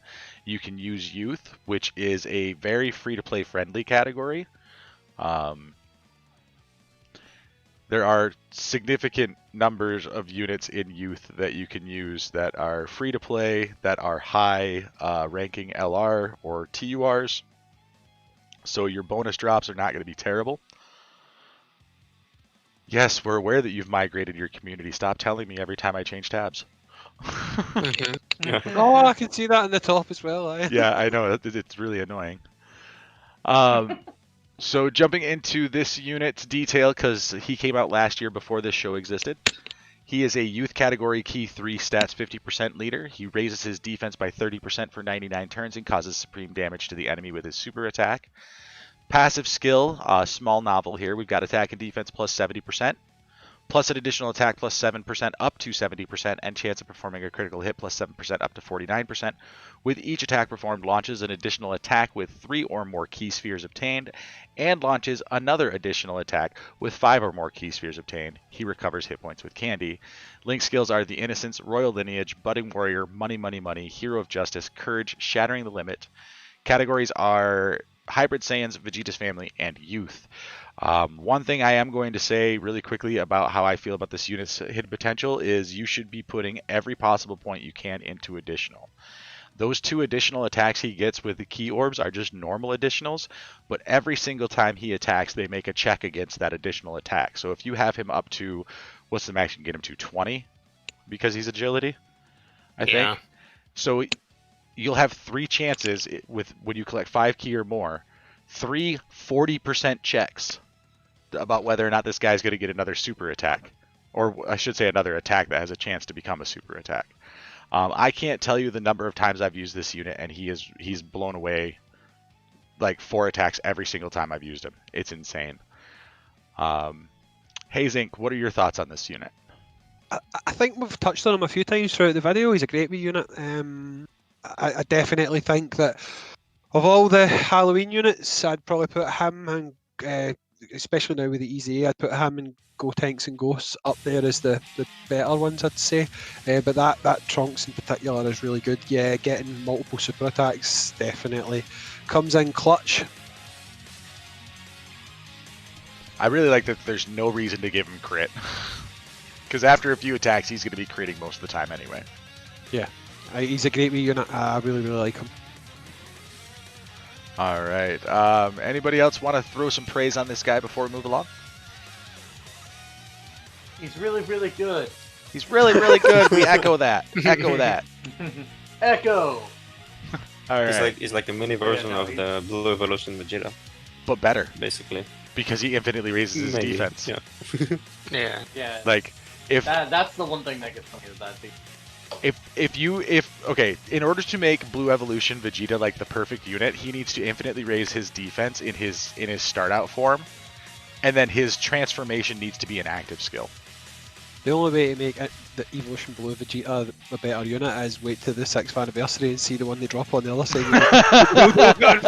Because let's be honest, I think we know that's what's coming, and I think there'll be a bit of a revolt in the community if he's not top tier.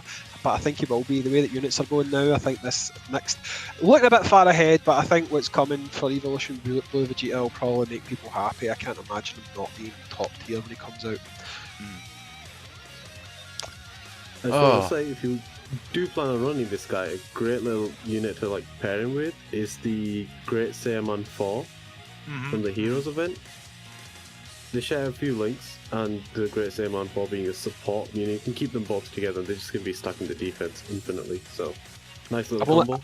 I've only got one of that guy. I'm hoping when the Heroes banner comes about, I get a few more dupes on him, because I do like those Hero banners, and hopefully Global won't have to wait too long, because I think we got it quite quickly after Japan last time, so hopefully that happens again. Yeah, when this event comes back, I need to farm up the base form of Beat, because I don't have this unit farmed up yet, but that's on my list of things to do. They have different names. You could run them together. Free to play squad unite. I kind of do wish that they give us the other NPC-ish characters from the Heroes series, like the other kids who turn into like the Namekian, the android, and so on. Yeah, I have no idea what you're talking about. You're meaning the actual game itself, aren't you? Rather than the actual show. Because obviously when you watch Heroes the show, it's no, we don't see them in the show. Yeah, in the show in the show we don't see any of these characters, but in the promotion for the arcade game, you kind of see them here and there. But they mainly try to show off the Saiyan girl and boy. I've got it on the PC. I know the guys you're talking about. You get there's Boo characters and stuff like that as well, and yeah, it's the class you choose at the start. Yeah. I just go Saiyan. No, I'm really boring. It's just Saiyan. I mean, come on, it's the power fantasy that most people want to have. Nobody wants to play a Dragon Ball game and play a human. Or a Namekian. It's who's going to choose Namekian? Namekian would be cool. I just don't see anybody. I mean, I'm sure somebody in chat would be like, I play human, I love human, But I just don't see a purpose of playing a human in a Dragon Ball game when you could choose between, Bubblegum Magic Monster, the Jolly Green Giant, Space Nazis, or Saiyans. Space Nazis? Is this Frieza we're talking about? Yes. Yeah. Right, cool. Yeah, you have there's a character with it. I mean, I love the double take on that. Wait. I just said there's no incentive to really play humans in a game like Xenoverse where you can choose to create a human character. Why are you gonna do that to yourself? Who's gonna intentionally cut off their foot before going on a hike? Yeah, that's true. I mean, well, don't tempt me. you like to use free-to-play characters in hard events. That's equivalency. That's like arm wrestling with both of your hands tied behind your back. Yes. I mean, there's point to it. There's also the purpose of, at least as far as a content creation standpoint, being able to say, hey, look, you guys can do this. Anybody can do this. Yeah. But yeah, so I do. Well, I challenge you to beat the Legendary Goku event using the Bardock squad. It's not possible. I've tried so many times, even with items. It's not possible. There's yeah, if you there's can, no. if It's you can do that, then we'll crown you the king of Dokkan. like using strictly the free-to-play Bardock units. It can't happen. No, it's mathematically impossible. Even using some variations like putting AGL Bardock as your leader and stuff like that, is because they're all low-class warriors. It still doesn't work. I mean, there are a couple of units on that team that work well in Legendary Goku, but it's definitely not a team that, as a cohesive unit, could take on the event easily. Yeah, maybe if No, they yeah, get I an was gonna say, awakening in the future. Yeah, I posted some of like the heroes, like the race pictures in the chat show. Yeah, Oh you yeah, wanted to take a look at them. I like that Kid Boo. I like the Kid Boo one. Okay. Check my notes here. Sorry, I got mildly distracted. Alright, moving on to the Bulma's Wild Chase event. This is another one of those April Fool's units. She has her own orbs though. This is definitely a unit worth the grind. She's a Dragon Ball Seekers category key 4 stats 41% leader with super attack that causes supreme damage to enemy and raises attack and defense by 41% for 4 turns. Passive skill attack and defense plus 41% with a high chance of evading enemies' attack, including super attack, plus an additional attack and defense plus 81% and key plus 9 when there's an ally whose name includes Goku Youth attacking in the same turn. Link skills are Shocking Speed, Money, Brainiacs, The Incredible Adventure, Guidance to the Dragon Balls, and Scientist. Categories are Peppy Gals, Dragon Ball Seeker, Youth, Dragon Ball Saga, and Earthlings. I was surprised when this unit came out earlier this year. And I'm pretty sure, yeah, we've definitely covered this unit on the show before. I remember thinking how great she was going to be, and then I tried to take her into Legendary Goku, and she's okay, but she is not great in that particular mode. That's my kind of 2 cents on this unit. What do you guys think about it?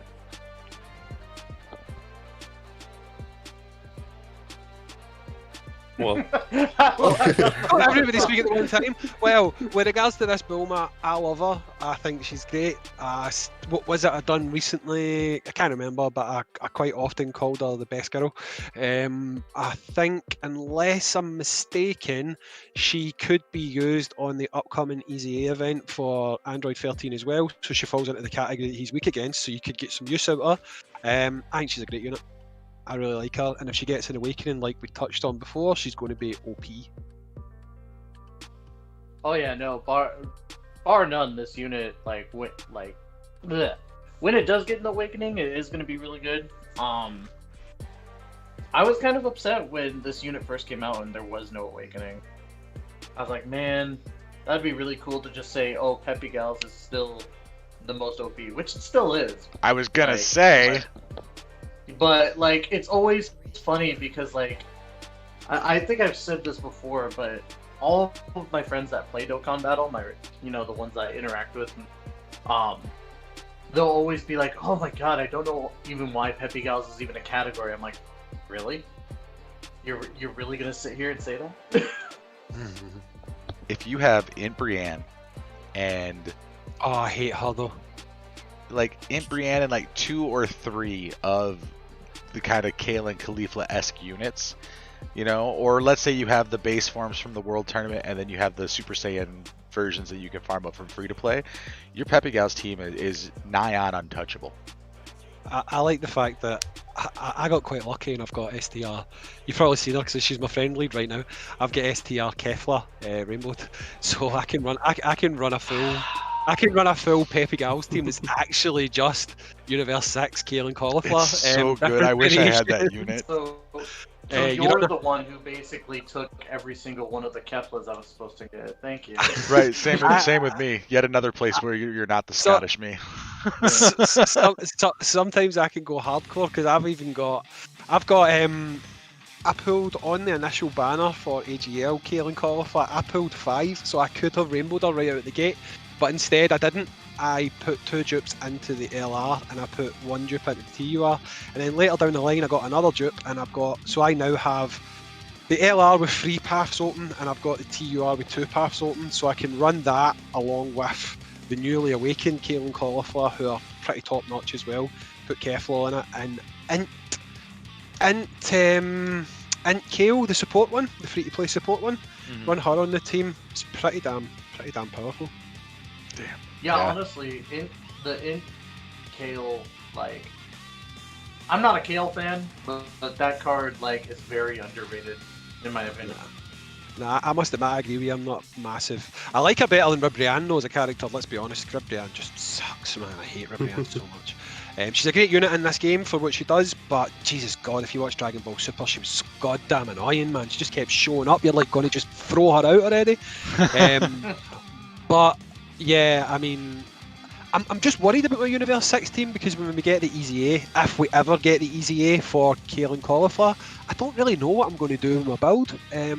We'll need to see. I mean, it's nice to have more options than you need, but yeah, I mean, it's just crazy. You can build a full Peppy Gals team that's actually top notch out of just Kale and Cauliflower units. I think that's mental. The only drawback is the later skills. And yeah. the AGL Super Saiyan 2 Cauliflower is actually really, really good. So She is. Yeah, when we get those EZAs on global, we'll be sure to cover those. if we get them. Yeah. So if we get that's what we call a forced segue, because we're going to talk about something we haven't had in 4 months. Let's talk about a new Extreme Z battle. This is the kind where you get stones and Kais and all the good stuff. I'm so excited! What's an Extreme Z battle?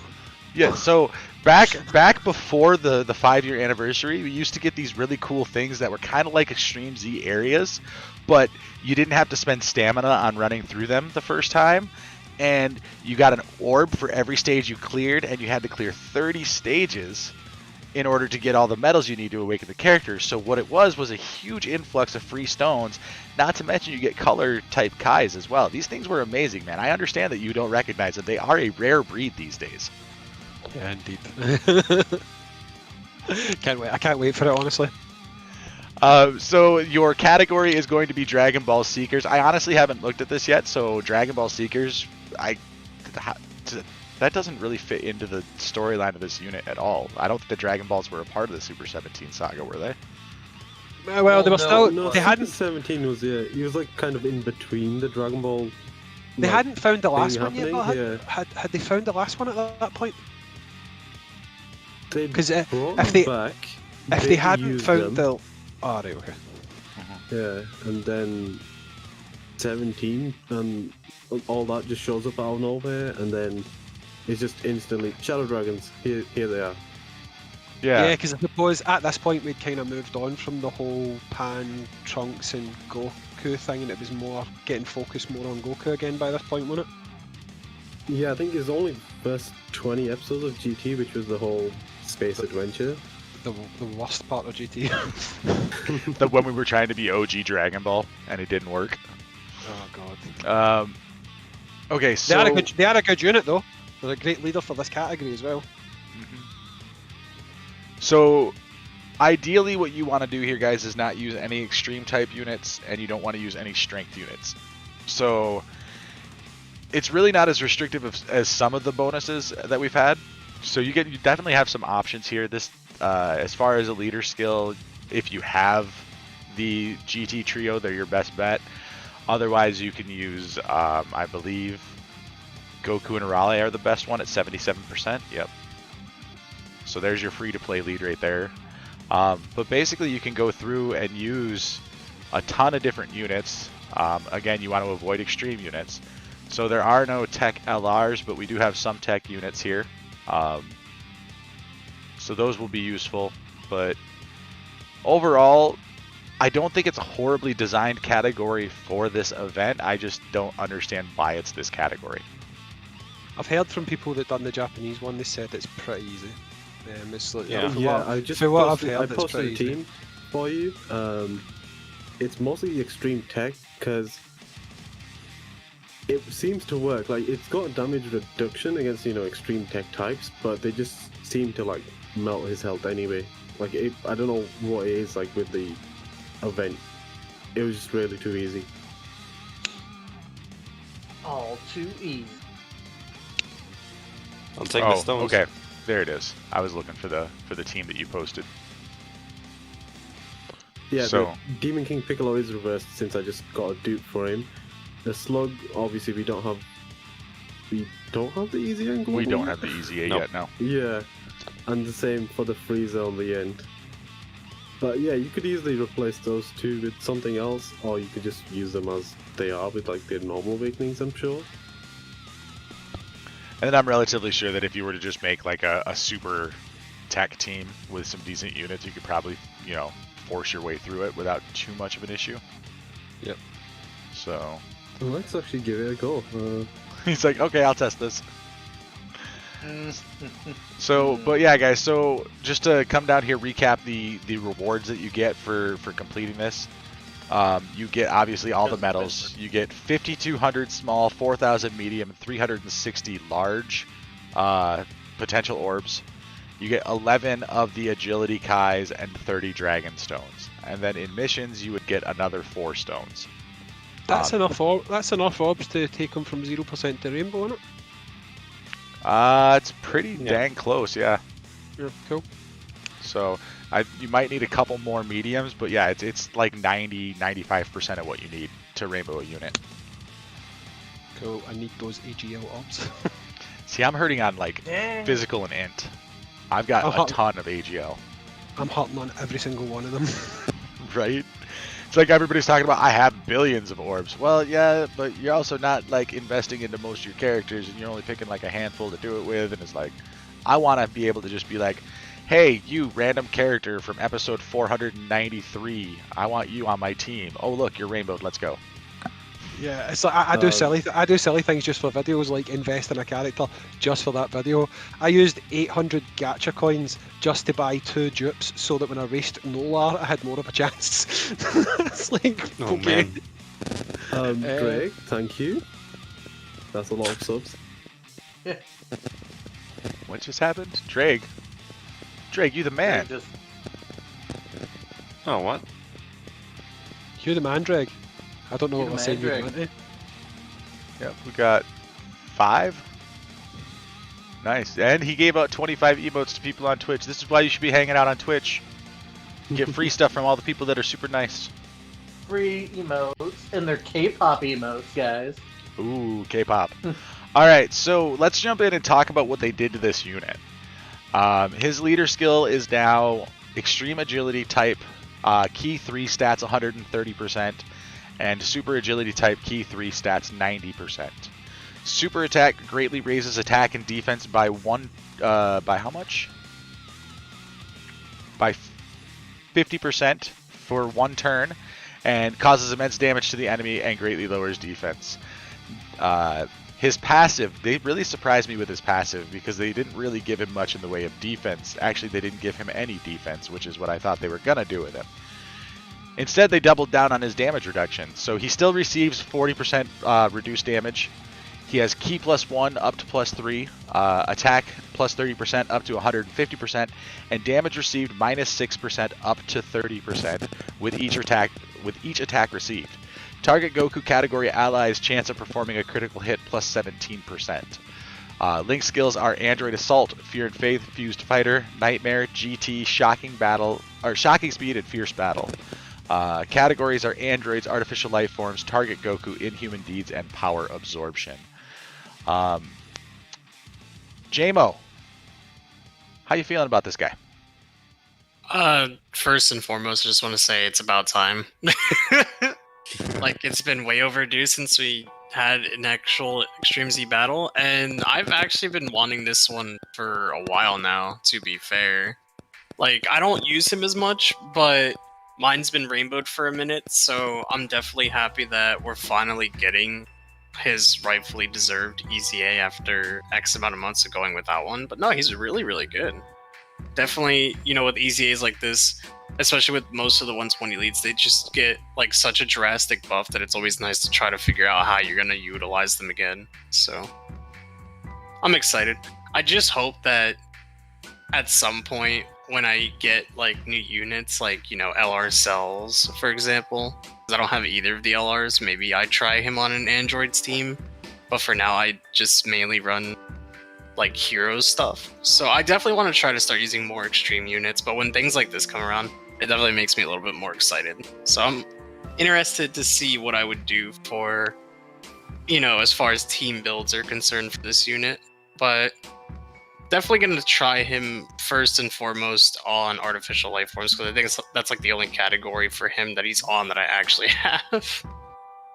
So we'll see though. I'm Yeah, really that's an excited to issue use for him me on too. Target Goku. Since I have 13 at with no dupes or anything, but I'm really interested in giving that extra crit to that entire team.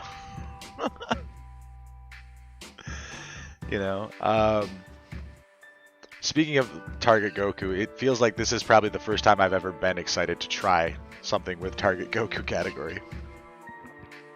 Yeah, facts. Yeah. Not only that, I've been actually working on his links in preparation for this, and obviously I've been using Android 13 as a leader, and I have been noticing you're now starting to see Android 13s on the friends list, so it might actually be a bit of fun to use Target Goku. Absolutely. So, question for you, Hazink. You've been talking a lot about the power of support units. Now, this guy is absolutely a support unit, but not in the key support sense. How do you feel about that? I think he's well. I wouldn't say he's both, isn't he? I mean, he's an attack unit and he's a support unit because he does a decent amount of damage as well. I think he kind of falls into the same category as the West Supreme Kai. The fact that there's not many characters that give a crit percentage lift to the rest of the team, and it's something that I think's. Well, I suppose if there's not many characters that do it, you can call it unique. So it's good. I like it. I'd love at some point they could introduce a character that could give the rest of the team an increased chance to dodge or something like that as well. Just adding something different from just attack and defense, I think would be pretty good. Yeah, I'm actually really happy with the fact that they're doing more than just here, have some attack, have some defense, have some key. I think getting variety like that is definitely going to be a good thing for the game. Yeah, I agree, 100%. I mean, that's what they need to do when a game's coming up for 6 years old. The fact that they can still at least try. They're not exactly reinventing the wheel, but they're trying to do something different and adding in different mechanics that can maybe switch up how you build your teams and stuff like that. I think it's always a good idea. And then Tystra, how do you feel about them just doubling down on his damage reduction instead of giving him proper defense? Well, I mean, like, even with the double down of the damage reduction, it's still going to do fairly well when it comes, like, to defending. I think, to be honest, like, I don't mind it. I dig the fact that they're doing the damage reduction, regardless. In some way, it is still defense. So, I'm okay with that.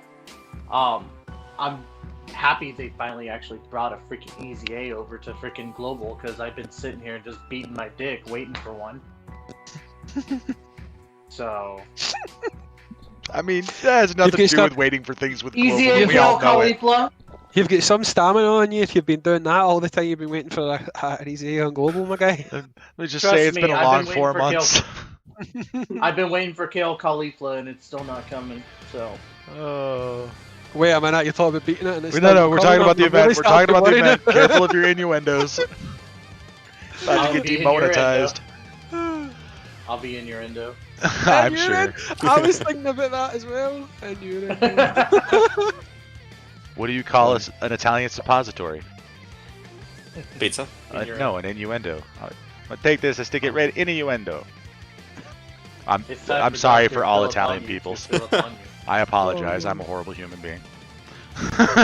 Anyway, so I want to bring up one little thing about this unit that some people seem to be talking about, and that's the fact that he's not on Fused Fighter. Or Fusion. He's not on the Fusion category, but he has Fused Fighter as a link. How do you guys feel about that? He doesn't Not fuse with Fusion. it. He doesn't fuse with another character. He fuses with himself. But Hellfighter 17 and Super 17 and regular 17 are not the same person. Yeah. They're two individuals. One's a recreation of the other one. Okay, I'm done. I was going to say, think it actually why, makes did, sense. why are you still putting wanna on the know voice how- of an angry kid behind the keyboard? I don't care what you're Because it saying. is- Because it is an angry because I kid think it's a behind the- how it ridiculous helps. argument, but I'm still gonna bring it up because to show fairness to both sides of the argument, even though I think one side is completely ridiculous. I still think that the fusion category is reserved strictly for the fusion dance. Regardless of Yeah. whether or not Oh. people think the wiki explanation is official or not, I think if you just look at the category, the only characters that are in there are ones that fuse with the dance. Even the EX fusion characters from Dragon Ball Fusions, yes, they have some bracelet that allows them to do it, but they still have to perform the dance. I think the wording that Dokkan uses is really bad though. If you look at Legends has the fusions together, whether it's Vegito, whether it's Gogeta, and they've got them as like Fuse Fighters or something like that, I think it's their category's name. I think what the actual Dokkan name of the category should have been was Fusion Dance category, because Patara Fusion is still a fusion. I think they should have actually called it Fusion Dance category or something like that, because fusion, I mean, you could have the argument that a Patara fusion is still a fusion.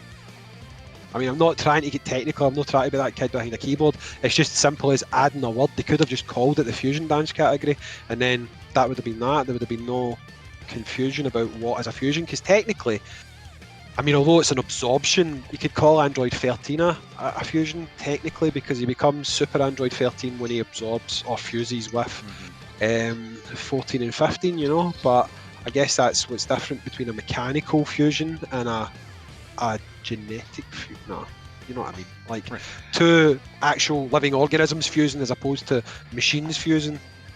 Well, I mean, like, if we really want to get down and get technical about it, then every Piccolo post Namek Saga should be a fusion character. Every Goku post Saiyan Saga should be a resurrected warrior. Well, it should Yeah, be No. when you think about it That- technically.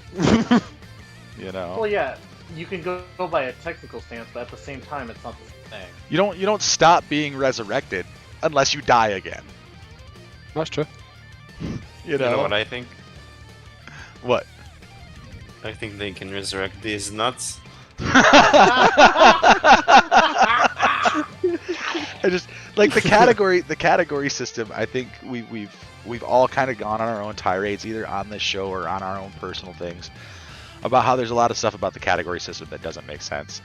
The fused fighter thing or the fusions thing with 17 is not a hill that I'm gonna die on. It's not. I just wanted to bring it up. My question is to the people that want him to be on Fusion. Would you actually run him on Fusion? Because I No, don't but- think so. I would. Who's he going to link? Who's he going to link with? These links are terrible. He's gonna Yeah. link with SS4 Gogeta. But see, Yeah, see there's a lot of things that'll link with SSJ. while we're on GT, can we all agree that we should just get a character that has a GT lead? Like, Yeah. I would really like just a GT lead, because I was looking at GT teams today and you could do some really fun combinations, but none of them have got the right leader skill to actually go together the way you'd want them to. And I hope at one point they do just go, here you go, here's your first character, maybe a super, maybe an extreme. Both of them have GT as the lead, and then just add GT as a character to all of these characters. The only problem is the Shadow Dragon Saga category. It will Yeah. completely make it useless.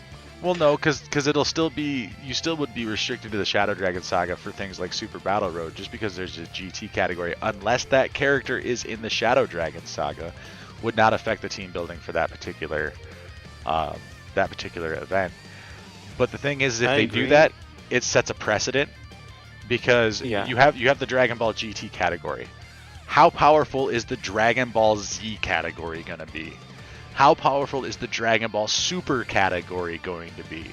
Take Reps of Universe 7, Reps of Universe 7, Reps of Universe 6, or Universe 6. Take your entire Tournament of Power. Take Future Saga from like the Goku Black character, the Goku Black arcs, all under one leader skill. I mean, at this point, you might as well just have your leader skills come out as all types, because there's Right, so yeah. there's so much Fair- crossover between the categories. Well, fair enough. Even break it down a bit. Then give us a Black Star Dragon Ball saga. Give us a Baby saga. Do you know what I mean? Because like, if you try and take the GT trio, they don't really lead any GT categories because the Dragon Ball Seekers category, there's not that many GT characters in it. I mean, there's what? Giru? Yep. It's them and Giru, basically. Giru. So, Do you know what I mean? Just even give us a bit more that we can do with the GT characters that aren't the Shadow Dragons, because yeah, you can build the Shadow Dragons, no bother at all. But the rest of them, give us something that we can put them all on a team together if we want to. Yeah, I know they might not all link as well, but just give us an option to do something with some of the characters, because I was looking at the teams today and I wanted to just build a GT team to go and try and take on like an event or Infinite Dragon Ball History, and apart from the Shadow Dragons, you can't really do it. I agree with you. I mean, I do want to see more. This is why the category system as it stands right now really irritates me, because there's enough quantifiable, like easily quantifiable things that you could make into categories. Like, you can make each individual saga, like they've kind of sort of been doing, but they haven't finished up. But you can make each individual saga its own category. You could break it down even further and do Dragon Ball Z heroes or Dragon Ball Z villains as a category with its own category lead. Stuff that you can't dispute why a unit is in that block. Instead, we've got Battle of Wits. We've got diabolical villains, or whatever the crap is called. You've got Inhuman Deeds. Yeah, Inhuman Deeds. You've got, all these things that's like, you look at the name of the category, you look at the units in there, and you're like, okay, so I kind of understand why some of these people are here, but why are some of the other ones here? Yeah. So, I don't know. Also, small update. Super 17 says no to your Super Tech team. Everybody gets hit for 100k on a normal attack. Oh, he's sitting there running the teams. I forgot he was doing that. So I don't just gave it, run like, Super 4 or 5 Tech. attempts. All right. Let's see here. So getting back to 17 here, do we have any other thoughts about this unit or about EZAs in general that we want to share before we move on to the next bit? Let's hope that More, Global's please. about. Let's hope. That's what I was about to say. I think Global might be about to get spoiled. I think we might get Super 17, and then in a week's time, when we find out what we're going to get for the thank you celebration, I think we might see another EZA in there. So I think we might get 2 in quite a short space of time between each other. Yeah, I think we'll see Broly next, and then in December we'll see Kale and Caulifla, and then shortly after that, I believe that we get Topo and Dispo as well. December would make sense for Kale and Caulifla because obviously the LR released last year in December, so that would make sense. Give us a bit of a theme. Plus Jiren's coming out, so we might get a Tournament of Power theme thing going on. I think December is going to be Jiren and the Blue Boys. Like, it's going to be a Tournament of Power month for us. Yeah, that would make sense. So That would make sense. Maybe a new Infinite Dragon Ball History stage. See what happens there. Because we don't have one. We've just got Universe 6, don't we? We don't actually have like a dedicated Tournament of Power Infinite Dragon Ball History stage. no, I don't think we do. We've only got the Universe 6, yeah. Mind you, we don't even have a Planet Namek one either, so we could be waiting a while for anything. So, all right, let's jump through really quick. These are just quick rundowns of events that are going to be coming out within the next couple of days. The 17 comes out tonight, and then Beerus and Super Saiyan 3 Gotenks are returning tonight as well.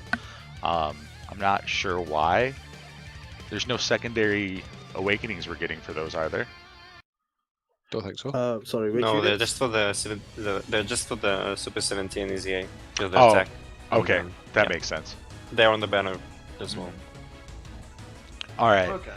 So then the return of the Extreme Z area for the Android Cell Saga, which means that all 3 of the Android Cell Saga events are returning, so you can farm the Super Saiyan the Super Saiyan Yardrat Goku, the medals for the Baba Shop 18 to awaken. You can get your Goku, Gohan, and your Vegeta Trunks from the other 2 events. Speaking of GT, we've got Giro back again for that 17 event. He's a good unit to pick up. At least if you're stuck with free-to-play. Zigo asks if the World Tournament is in the near future. Yes, World Tournament is starting in 2 days. So what would that be? Friday morning? Friday? I don't know. It starts October 30th. That course. seems like a very natural segue. Doesn't it though? That's why I waited to cover that part last. Convenient. Exactly. So jumping in here, well, going back to this really quick, free-to-play units that are in here, farm them. I don't think we need to really give you guys any more examples of the number of easy areas that require these units. Just from here on out, if it's free-to-play, if it's available, if you've got the time, or if you don't got the time, make the time. But you kind of need everything at this point. Especially Also- Goku and Okay. Vegeta, if you don't have them, the support units. We touched on them earlier in the video. They are top tier support units. If you've not got those guys done in Easy 8, make sure you get that done. Yep. I actually have the unawakened and awakened versions of that Goku Gohan maxed out and Link level 10. I'm also gonna say as a side thing, because I always point it out. Pay attention to what you have that you need to farm up, guys. Like, because there will be events that constantly come out, just like right now, where there's gonna be like stuff releasing that you can honestly farm easier now that we're getting constant new units. So be prepared to actually look at what you, like training items, or like we were talking about earlier, gravity champ. Like I need to farm that. Zenny, whatever it is that you need, pay attention to that. And then really quick before we jump into the actual World Tournament coverage, I also want to make note that the Adventure of Gratitude and the Bizarre Rabbit Mob are coming back on November 2nd. Yay. Why though? At this point, these are events where I feel like it's literally everybody in the game is saying, who gives a crap? Hey, But- I They're always- actually need to farm the rabbit. You need to farm the rabbit? Yeah, it's a painful farm. Oh no, I know. It's more so that I just need it because I got 2 more bunny Bulmas I need to do hidden potential and get them out of my box already. I'm pretty sure that I have farmed up all of the required medals. Like I went to the event the first time, like the event entry on the wiki the very first time, and I went to the medal sum up, and I'm like, how many of these do I need? Oh, it's like 700 and something. I guess I better start farming. Yeah. So, Like mini prime battle. I've skipped that one. I've not done that one. all right, so 34th World Tournament is coming, bringing along with it finally a new LR in the form of Demon King Piccolo, and we're also getting a new local reward in the form of sleeveless trunks. We don't know. Is Piccolo not the local reward? What? Yeah, Piccolo's the local reward. Oh, Piccolo's the local. I'm sorry. Flip those things around. Trunks is the overall reward, and Piccolo is the local. My bad. The LR is better, so I always think it's the harder one to get, but it's not true. The LRs are easy as shit to get when they first come out. Depending on who's in your local group, and that is. I guess if you're paired with me in your local group, your best you're ever gonna do is get 1 copy. Oh, that's fighting, Doc. So Is that a threat? no, it's just It's a promise. historical evidence. There's empirical data to back up my shit talking. I can't remember the last time I didn't place first local in a world tournament. Same here. Yeah, so I honestly actually think that the never local placed thing is first. kind of bullshit. I've never had anybody go absolutely mental though. Oh, you've never been in my local No, group. you haven't tried JP World Tournament. They're Oh, insane. yeah. I'm only gonna be going as hard on this one because of the fact that Demon King Piccolo is finally out. Otherwise, I really don't go hard on World Tournament anymore. I just get that free. Because it's so goddamn boring. I don't It blame you. is. It kind of is. It kind of is. But as boring as it is, I found ways for myself to make it more enjoyable. Like all 3 days of the World Tournament, Friday, Saturday, and Sunday, I will be streaming on both YouTube and Twitch. So usually how I do it is I stream for a few hours, take a couple hour break, stream again for a few hours, usually 2 or 3 streams a day for the entirety of the World Tournament. That changes a little bit this weekend because we're having that the game day on Sunday. So I'll still do a stream for the World Tournament on Sunday. I just don't know how many I'm going to do on Sunday. But stay tuned to Twitch and YouTube, Global Gang Podcast, and you will see me be bored out of my mind face rolling the World Tournament with my level 10 Link team. But the thing about World Tournament is you basically you set out to make a team that you can finish in one click. So if you actually get your exact setup that you want, if you've built your team the way you want it to build, what World Tournament is click, roll, click, finish, click, roll, click, finish, click, roll, click, finish. That's it. That's what you want to do in World Tournament. That isn't even a game, man. That's like, it's so boring.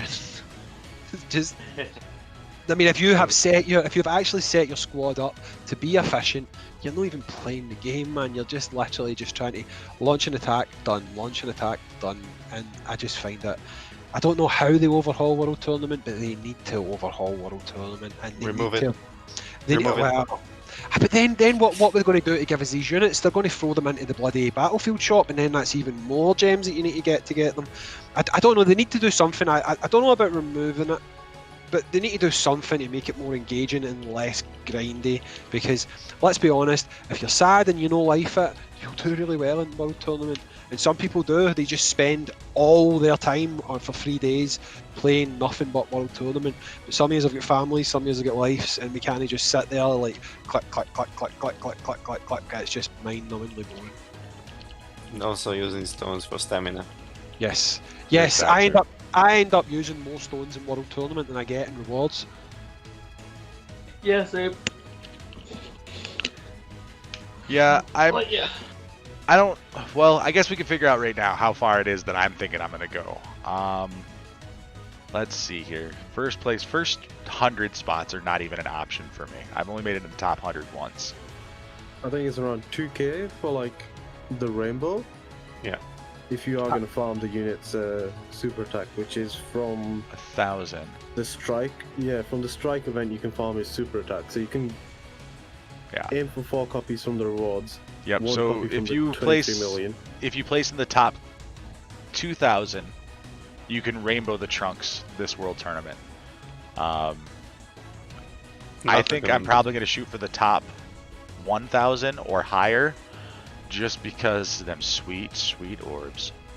Yeah, I mean that's it. Why do they have to put the orbs behind events like this? Because oh my god, I could so use those orbs. I'd love to win, man. You get enough. What is it? You get enough to rainbow like 4 units of each typing or something like that. If you get first place, Yeah, it's crazy, isn't it? You get that crazy- 45,000 small, 25,000 Of each medium, one. and 2,500 of each color.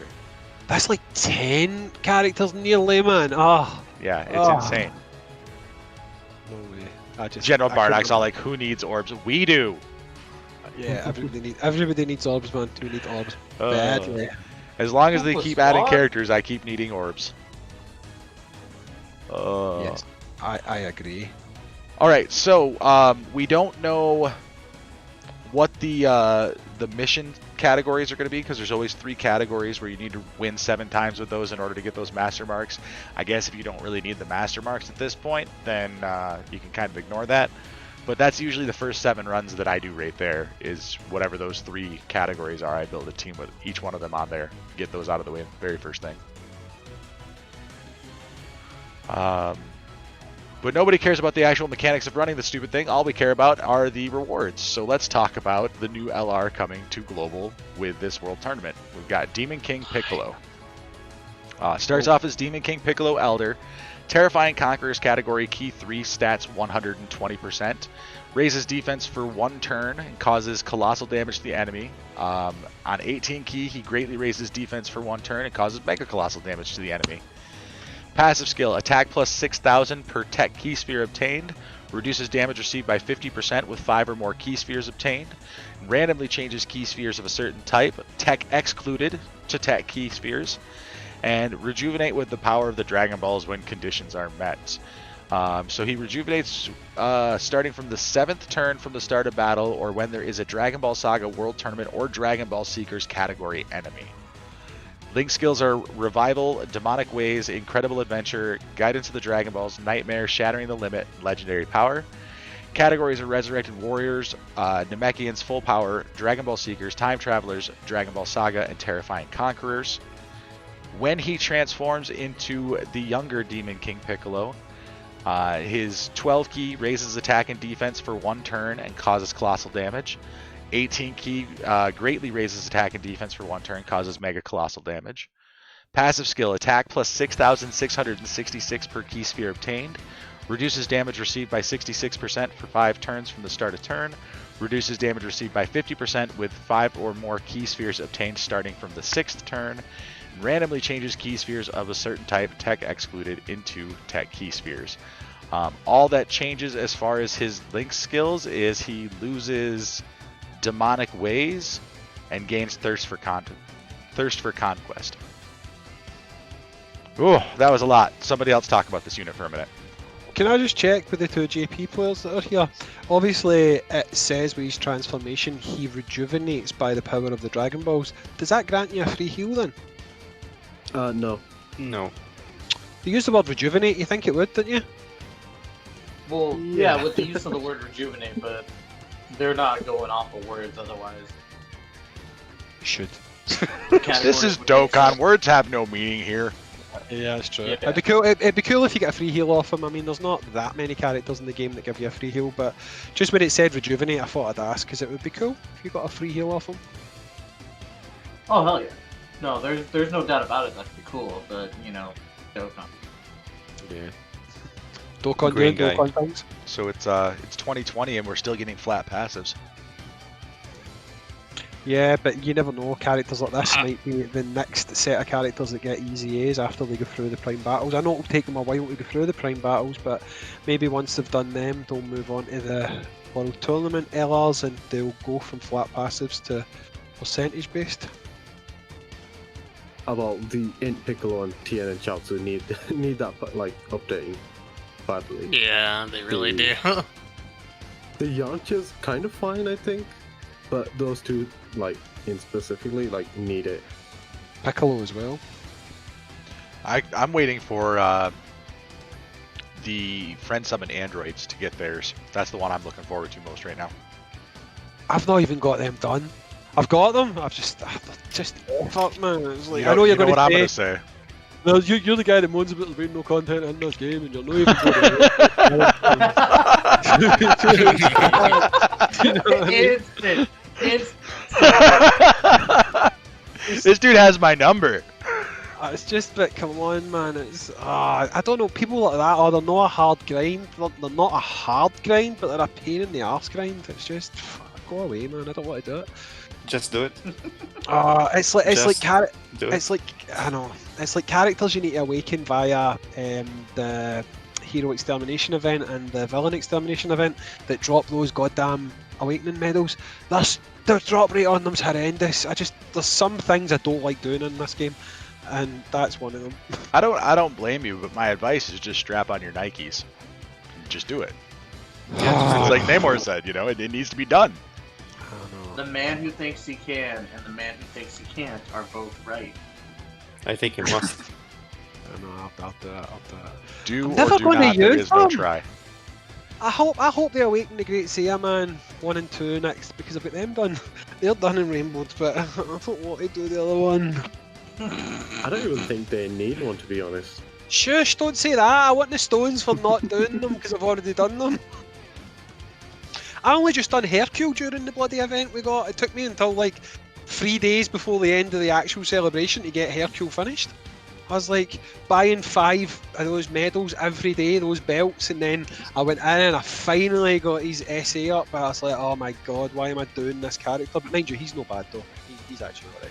It is nice that they've left the actual EZA medals in there. Yeah, because how many people forgot to go in every single day and buy them? I missed a day actually, so yeah. I missed a few days during that, but I was also doing a lot of other stuff during that time too. Yeah. All right. So, any other thoughts? Test, Namor, you guys use this unit a lot, I'm sure, on JP. If you've had him, then you could probably give us a little more insight on how you feel about his performance. Green guy. Wonderful unit. Amazing to take into like the SPR. Even extreme SPR, he like works really well. His damage reduction is pretty good, so yeah. What was that test? That's a green guy. No, that's me. That was Namor. Green guy. Namor, god damn it. I mean, fucking- I'm not going I to was taking argue a with a drink free-to-play every unit day. that when he's rainbowed has 14,500 defense. yeah, it's I mean, that's a big number. And then he backs that up with a 19,000 attack stat. I mean, that's good shit for free-to-play right there. And he's green. And he's green, which, you know, Yeah. green's Oh, my him favorite and- color, so there you go. Ella, Him and the slug pet together. Sorry. I see somebody, Emilio Cambari, asking who's better, LR King Piccolo or LR Yamcha. There's I've not a even used- question, dude. I've not even used LR King Piccolo yet, and the answer's LR King Piccolo. Yeah, the answer's LR King Piccolo. Sorry, I laughed there for a second because we're talking about this guy. My wife just behind me went, "Big Green!" Because we saw them. I showed her a clip of the big green dub the other day. Let that child alone. If you guys have no idea what I'm talking about, just go to YouTube and look up Piccolo Big Green dub. They never actually done the full series of that, did they? It was only like the first two. It was Tree of Might, I think, was the only one that they did. Right. I could be wrong, but Right. that's where all the good clips come from. Is Big Green the Malaysian dub? Because there's a Malaysian English Is it- dub, which is Is funny. is it not Canadian or something like that? I Not don't French? I or don't something know. daft like that? But That's the best dub of Dragon Ball is Team 4-Star. I don't care. I love Dragon Ball, but Team 4-Star is something else. I just love it. I think it's brilliant. It's a lot of fun. I still prefer watching in Japanese with American subtitles. Nah, I'm a dub guy. I'm sorry. I'm a dub guy. Oof. I do other things. You know what I mean? Like, and plus, I do all the things. and plus, I'm getting older now, so reading and watching the action at the same time is just too much for me. So I want somebody to speak it to me. No, I hear you. And normally I'm like that, but man, I'm about to say something that's going to get me crucified in this community. I don't particularly care for Sean Schemmel's voicing of Goku. I don't particularly care for Sean Schimmel, but that's a whole Yeah. other story. I also Pierre I mean- Calamis, that's the Goku I want. I'm also not a huge fan of Chris Sabat as Vegeta. He does a great job, but I like Was it Chris Jose- Sabat. what is it? I like Hosekawa is the Japanese actor for Vegeta. I like Chris Sabat. Horikawa. Chris Sabat voices all my favourite anime characters. He's Armstrong in My Hero Academia. He's All Might. I know that you can pretty much tell it's him every time he's doing it, but he's Zoro in One Piece. I like Chris Sabat. I like him. He's an amazing dude. Don't get me wrong. Like I had a blast talking to him when I met him at a con. He's I met him at a con. Ooh, look at me. Oh no, you want the flex from that? I've got a God, signed you Majin Vegeta pop from him. You guys are Oh, like I've got a siblings. signed That's Majin so Vegeta. great. Aye, well. No, What about Sean Schemmel? Did you go, Sean? I don't like you, but going to sign my pop. please? he wasn't at the event that I went to. But I bet you would have got him to sign your pop. So, I did meet Monica Rial, the voice of Bulma, the American voice of Bulma. Had her sign some Dragon Ball Super cards. Is that like, just to be clued up? Is that the one that some people don't like? That's the one who basically lied about Vickman. Yeah. Well, so, Yeah, but she's always... we don't know that. We don't know Well- that, but we weren't there. I don't Let's just say I don't want disclaimer. to bring all of that into the show, but yeah, there's some controversy around Monica. There's some controversy around Sabat. There's some controversy around Schemmel. No one I'm aware from of the that Funimation that stuff. production team is 100% clean. I just want to throw that out there. Nobody from that Don't production look up team's 100% the clean. leaked audio. So anyway, Nah, I like the Funimation crew. I know they get a lot of hate for all the political stuff, but their actual work, I like it. I mean, I'm not going to lie. I watch all my anime dubbed, and if you watch dubbed anime, you've probably watched Funimation dubs because, let's be honest, they dub pretty much everything these days. And yeah, I like them. Did you wait for the dub for Super? No, they're the hell. I couldn't wait. Yeah, no, that's. I've watched Super twice. I've watched it in Japanese, and then I went back and watched it in English, and I preferred it in English. I mean, the only thing I would, the only thing I would say was Kaelin Caulifla, and I can't remember if it was in Japanese. They framed it more like it was a love interest kind of thing. I thought then when they've done it in English, it was more of a sisterly thing, but in Japanese watching it, I got more of the vibe that they were going for the kind of she was in love with her, whereas in the English dub it seemed to be more of a sisterly love. Just how I seen it, how they kind of framed it. Either that or it was the other way about. But in one of the two ways, it was framed differently from the other one. And plus, they didn't really focus on the tingle in the back thing as much on the on one of the versions, which was weird. I don't like how they became Super Saiyan. That's the only thing I don't like about Kale and Cauliflower. They didn't really have any sort of a challenge to go Super Saiyan. But apart from that, I enjoyed the English dub. I thought the English dub was the better of the two, but it's probably because I watched all the other Dragon Ball in English, and that's my voices. That's the voices I know, and that's the voices I like. Plus, I like British Jose. I hate Goku's voice in Japan. I know this is sacrilege, but I hate Goku's voice in Japan. Oh, come on. I do it. Hey, That hurts. you're squeaky. That and hurts. high. That hurts me. That hurts me so much. No. And why is it always? You never noticed it's always females that do the male's voice because they need to be high pitched, and it's just why. Like Goku's like. Aye. Can they not get the pitch high enough for Goku? That's why it needs. They to ran be out of lower. ice scripts. And it's like I think Gohan, They should have just Young- called me. young Gohan, his voice actor in Gohan, English. Goten, yeah, It's a woman in oil, isn't it? yeah. Well, I mean, it's not even uncommon in American animation for that. The voice of Bart Simpson is a girl. Oh well, yeah, I know that's right. You know, The voice Tracy. of Ash Ketchum is a Yeardley Smith isn't? No, that's Lisa. I can't remember the name of the lady who voices Bart, but she's super nice. But I mean, Yeah. it's really not uncommon. Tara Strong also does a lot of male character voices. She did Timmy Turner from Fairly Odd Parents. You know, it's actually really common for females to do male voices in animation. I know who Tara Strong is because I'm going to get slagged for this. I don't mind My Little Pony.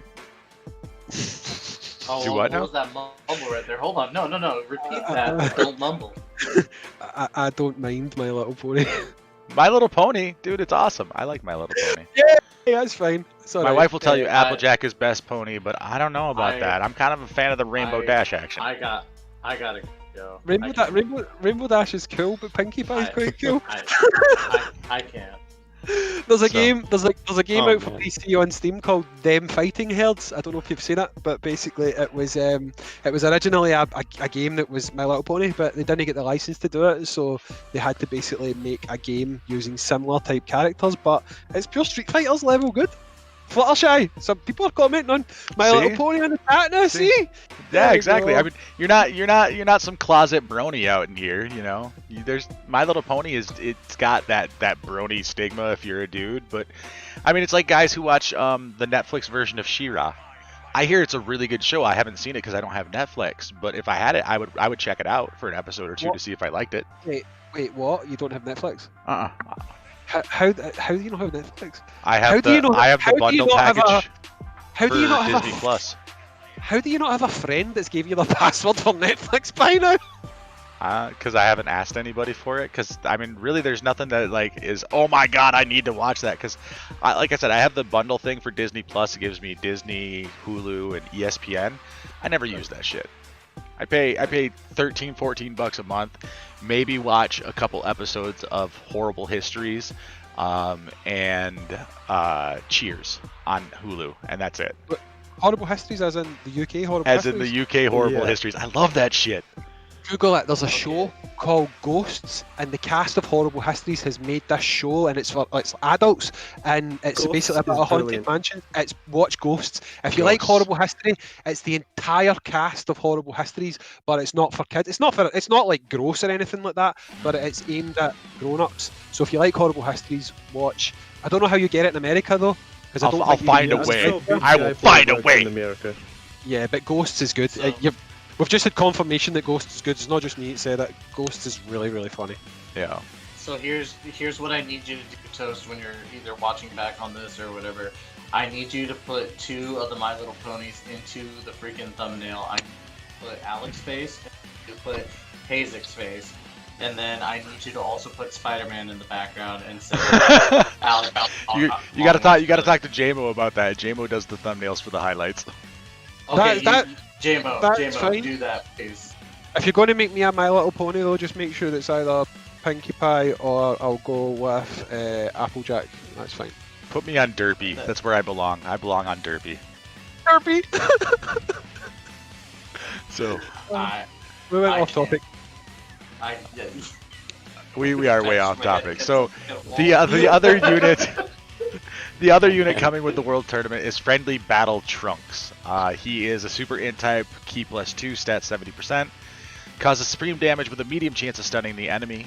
He has attack and defense +70%, changes physical key spheres to rainbow key spheres, medium chance of evading enemies' attack, including super attack, and he's a movie hero support unit. He gives those allies key +2, attack 20%, and defense +10%.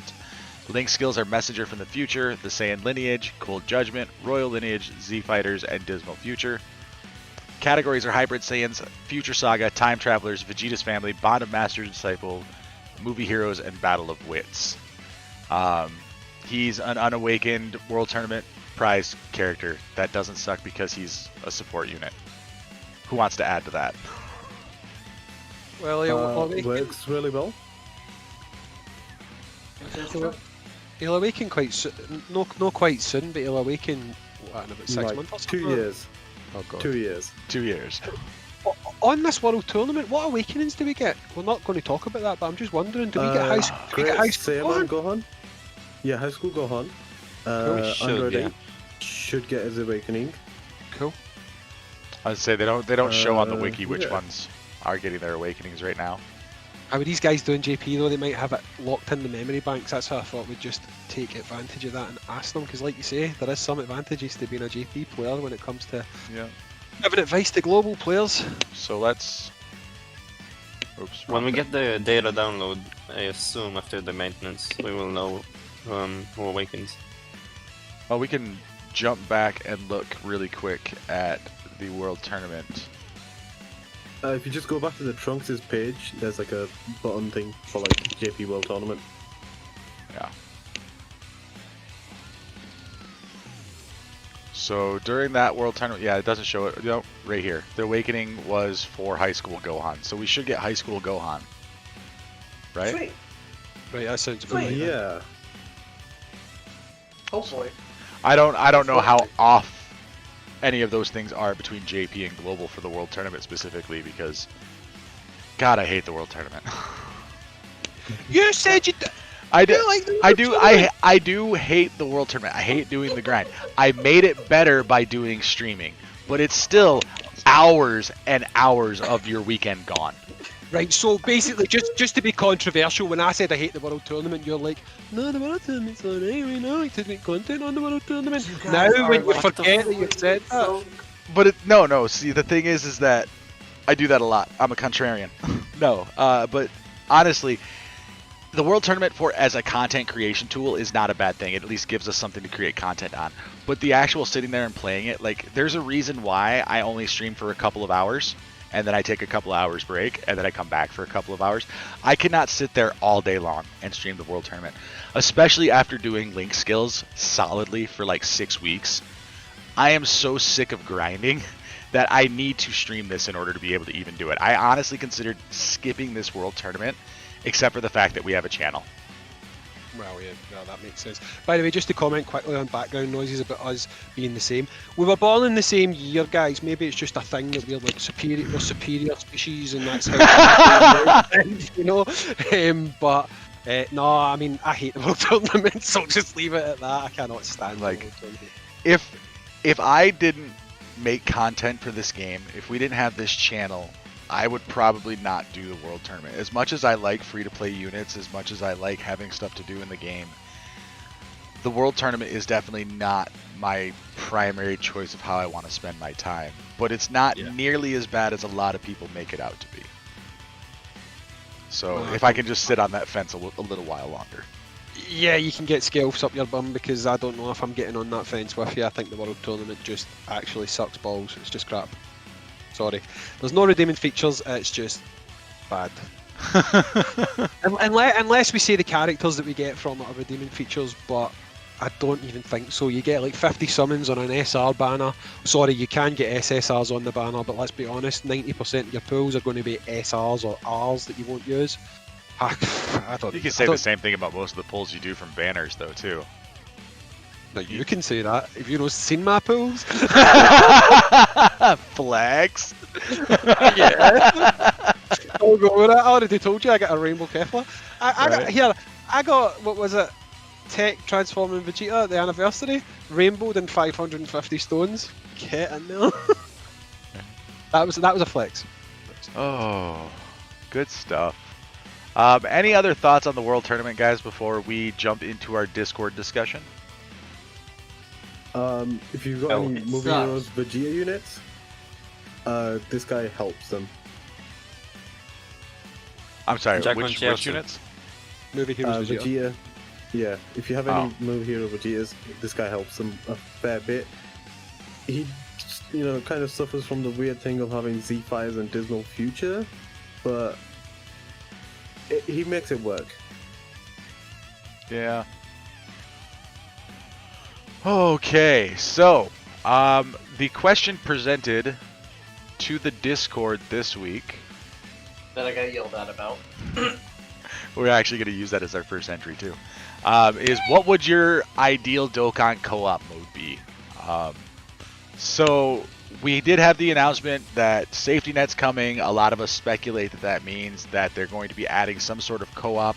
I personally am hoping it's not going to be PvP, but I thought it would be interesting to throw this question out to the Discord crew, which if you are not part of the Discord crew, what the hell's wrong with you? Get up on that. What the?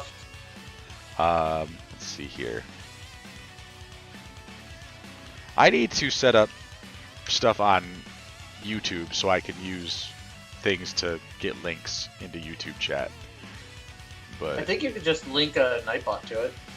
yeah, I should I be need able to to actually do get it. around to doing that. But anyway, there is the Discord in both Twitch and YouTube's chat, so make sure you guys abuse that. Get up on there onto that Discord. You can be part of these discussions going forward.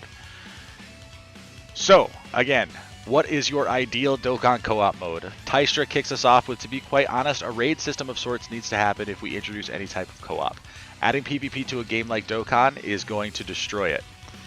So I feel that at least with a raid system being PvE, they could use that to get people more active on the game. And of course, I told him to save it for the podcast. So please, Ty, elaborate. Yeah, yelled at me. So, like, look at Legends right now, and the reason why I'm going to use Legends as an example is because I absolutely hate Legends. While the PvP aspect is kind of cool, all I ever see from people is people either bitching about it, or when they're in a PvP match, people are disconnecting. It's caused, from what I'm seeing, a lot of issues. And not only that, but like when you're pay to play, like as we've talked about before, and this is no gripe against any of these guys that I'm about to mention, because they are wonderful content creators. I love them. Garesh, The Truth, Nola. These guys who fully rainbow out units like day one and get them ready to go. Like, we're not going to have a chance if we have a PvP mode with them. You know, the PvP mode's got to be fair and balanced. And with how gacha is in general, it's not fair and balanced. You know, that's why a lot of gacha games don't have a PvP mode. With a raid system, I feel like it's based off of community, and you can use it to fuel more of your global versus JP stuff. You know, you could make it more like that, and you could get a lot more activity out of it. Make it like a giant boss, like like Chain Battle, in a sense, but a little different. And the reason why I say that is give us like 5 attempts a day or something like that to do as much damage to the raid boss as we can. And the more that we chip away, the better the rewards get. So we just keep chipping and chipping and chipping away as an entire group. And I think that would be something that's really, really cool in that aspect. Or you could take, 2 or 3 of your friends into a single, like, turn-based raid battle where it's 4 of you versus 1 giant raid boss. Just like how Pokemon Sword and Shield did. You know, I feel like if they add those types of aspects to it, it's going to flourish the game. Because you're going to have more ways to get rewards, you're going to have more camaraderie, you're going to have more people working together, instead of just PvP, where the more money you spend, the more wins you're going to get. So, that's my 2 cents on that. See, I agree with a lot of what you said there. Shameless plug for the video that Alec mentioned earlier. I was speaking to Nolar about that exact thing. Basically, well, for a start, people that put money into the game are going to expect to get an advantage, because if they don't, then what's their investment been for? That's going to alienate the free-to-play players, because they're going to be like, well, this is something that you're basically paying to win. I think the only thing they could do would be adding sort of a raid-style co-op. But the thing that I kind of brought up and suggested was do it the guild way, where maybe, let's just say you had the global gang guild and you had another guild, you would get one boss and it would be who can take down the boss faster, or you would have 5 days of this boss, which one of the two guilds can put the most damage up against this boss over that period of time. Just break it down into like smaller chunks so that you can then switch. Once you've bet one team, you can get matched against another faction or guild or whatever you want to call it, and then you've got another boss you've got to chip away at it or whatever. I think people would be a lot more receptive to that than pay to win PvP. I've said it.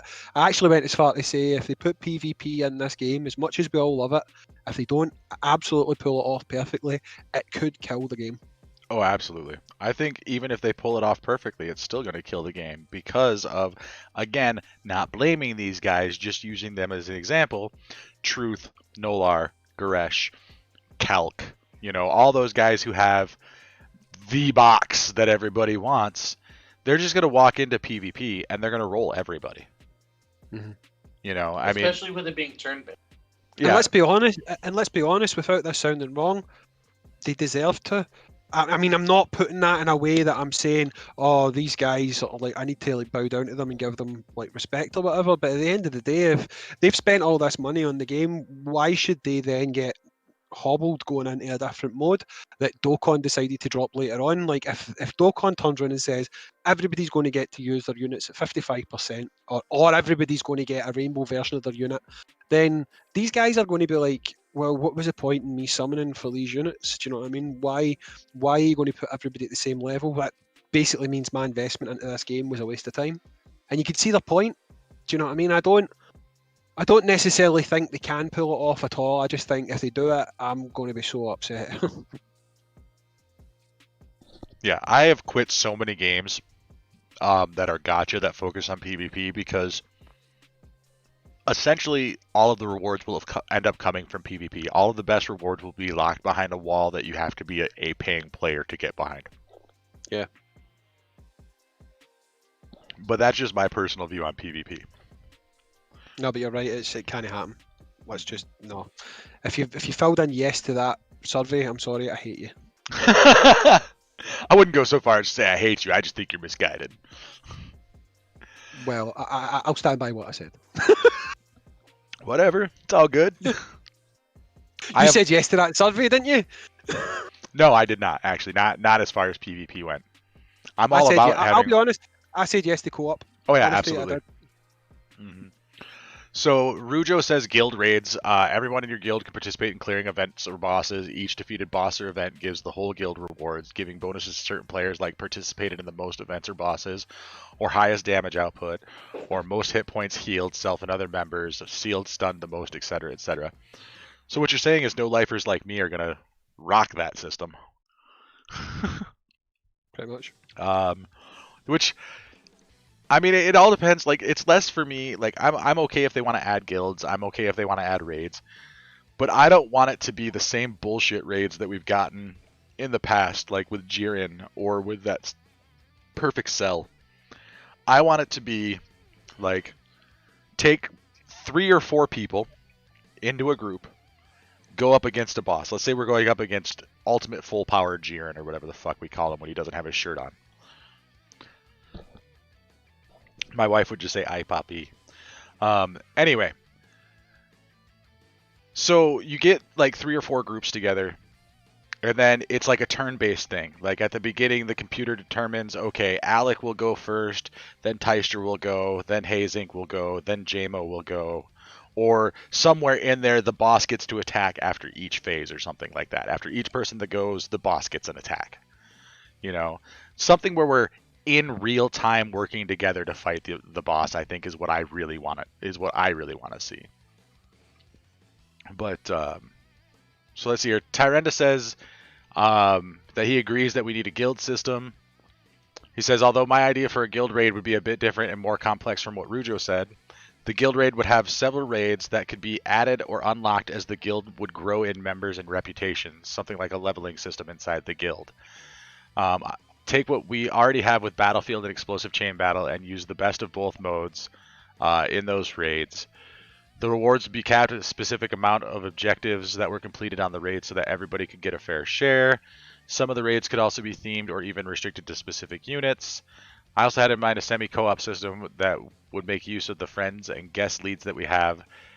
We would go into an event and either send out a request for the friend to join in or use something like what the AI we already see in World Tournaments. I don't want the crappy World Tournament AI anywhere near my co-op. What do you guys think? I hate World Tournament. Just I don't want to play with the computer controlling somebody else's team. I want to play with another player is what I'm saying. You know, like co-op and even PvP cannot exist in this game in any meaningful way as long as the computer is controlling part of the team. Like the whole point of being co-op, being PvP is so that you're interacting and playing with or against other players. Am I wrong in that assumption? No. I agree. It's PvE then, isn't it? I'm sorry, what was that? I mean, if they do it that, if like you say, if it's the World Tournament kind of style thing, it's PvE. It's two different people competing PvE, and it's just basically the outcome at the end. So it's not really. It's like kinda having a stab at co-op, but not really. Right. It's like Akatsu Red says here in Discord. He says, what if the co-op had intertwined rotations for your teams and you took alternating turns? That's kind of what I was just saying. Tyranda says, now that you pointed that out, the units each one picked could make use of the rotation system that we have and make use of the link system we also have. These guys go back and forth for a while, kicking back ideas. Co-op boss rushes, be like the first multiple stages of a Dokkan event, then boss rushes to get you something closer to like the last stage of the Super Battle Road. Let's see here. Super Snorlax says some kind of raid boss where you need to fight the boss. You get 3 tries a day and only get to pick a team from certain categories. The damage you do is added to a grand total. When the boss is beaten, you get extra rewards. I don't dislike that idea, but I still don't feel it really falls under the purview of true co-op, like real-time co-op. Yeah. Because I mean, agree with that as well. I mean, maybe you guys, the other panelists, can jump in here. But don't you think that if they're going to invest into co-op, they should be focusing on real time? Like, not the same kind of crappy raid system that we've had that they've been calling co-op for the last few years, but like playing in real time with your friends. Yeah, and also make it so Global has a chance to win, not like, you know, JP rigged. Not gonna say any names, but you know, seems like they always get the better half of the stake, you know. It's like when they lose, it's conveniently because the losing unit is better. See, and I still argue that all of the reward units from the JP versus Global thing are ass, and none of them are worth the investment we put into them. Yeah, it's just the principle. Like a minor. Yeah, the Vegeta is just a minor, like 1,000 points more better, like in his attack. I don't think it's really much to be worrying about. It's just the principle. Besides, next anniversary, you'll be able to buy it anyway. But I do get what you're saying. Like, it is convenient that the more popular unit every time has gone to JP. Yeah. All right. So, getting back in here to this Discord discussion, Namor, you threw some stuff in here. Yeah. I don't know what to expect or want from a co-op mode. All I know is I want an EZA to come with it. And about PvP, if Dokkan does it right, it can be amazing, but it has to be skill-based. It cannot take anyone's box into consideration. Make everyone have an even playing field, and then we can talk about PvP. P.S. React to my news posts, please. Thanks. Right? Get that on there. Yeah. Yeah, I think there's, from a player's standpoint, I can understand why you would want to see everything on an even playing field, but from people paying to play the game, there has to be an incentive. There has to be an advantage that they get for putting in money if they introduce a PvP system, or else there's no incentive to monetize the PvP system. I'm not saying that's good for the players. I'm just saying that's, speaking from Akatsuki and Bandai's perspective, anything that they're going to put into this game is going to be monetized in some way or designed to increase monetization of something else in the game. I'm just going to say say this again. I'm going to say this again, make this joke again. They can monetize these nuts, man. I mean, come on. I know stop. you're not interested in the business aspect of it. You're trying to find the way to make this the best game possible. But Yeah. and I respect that. It's just the reality is that even the best game possible needs to be monetized. True. So it's got to pay for itself somehow, right? Let's see here. Shawnee Mac 50 says, I like it. It should start with a co-op that you can either set up in real life or over Discord with a code of some sort. Maybe it's a special co-op Super Battle Road. Dude, that actually, I would love that. Like, go into some, like, ultimate super hard Super Battle Road with, like, JMO on my squad. Or, Test and I could go and roll, like, Legendary Goku or something together. I think that would be a lot of fun. What is it? Oh, you're bringing that in? He's desperate to talk. He's too excited. So, So final thoughts on co-op, guys. What ideally would you like to see? What ideally would you like them to avoid? I think we all agree that for the most part, we don't really want to see PvP, like direct person versus or player versus player. Am I wrong in that assumption? Oh yeah. No, sure. I don't want that. Okay.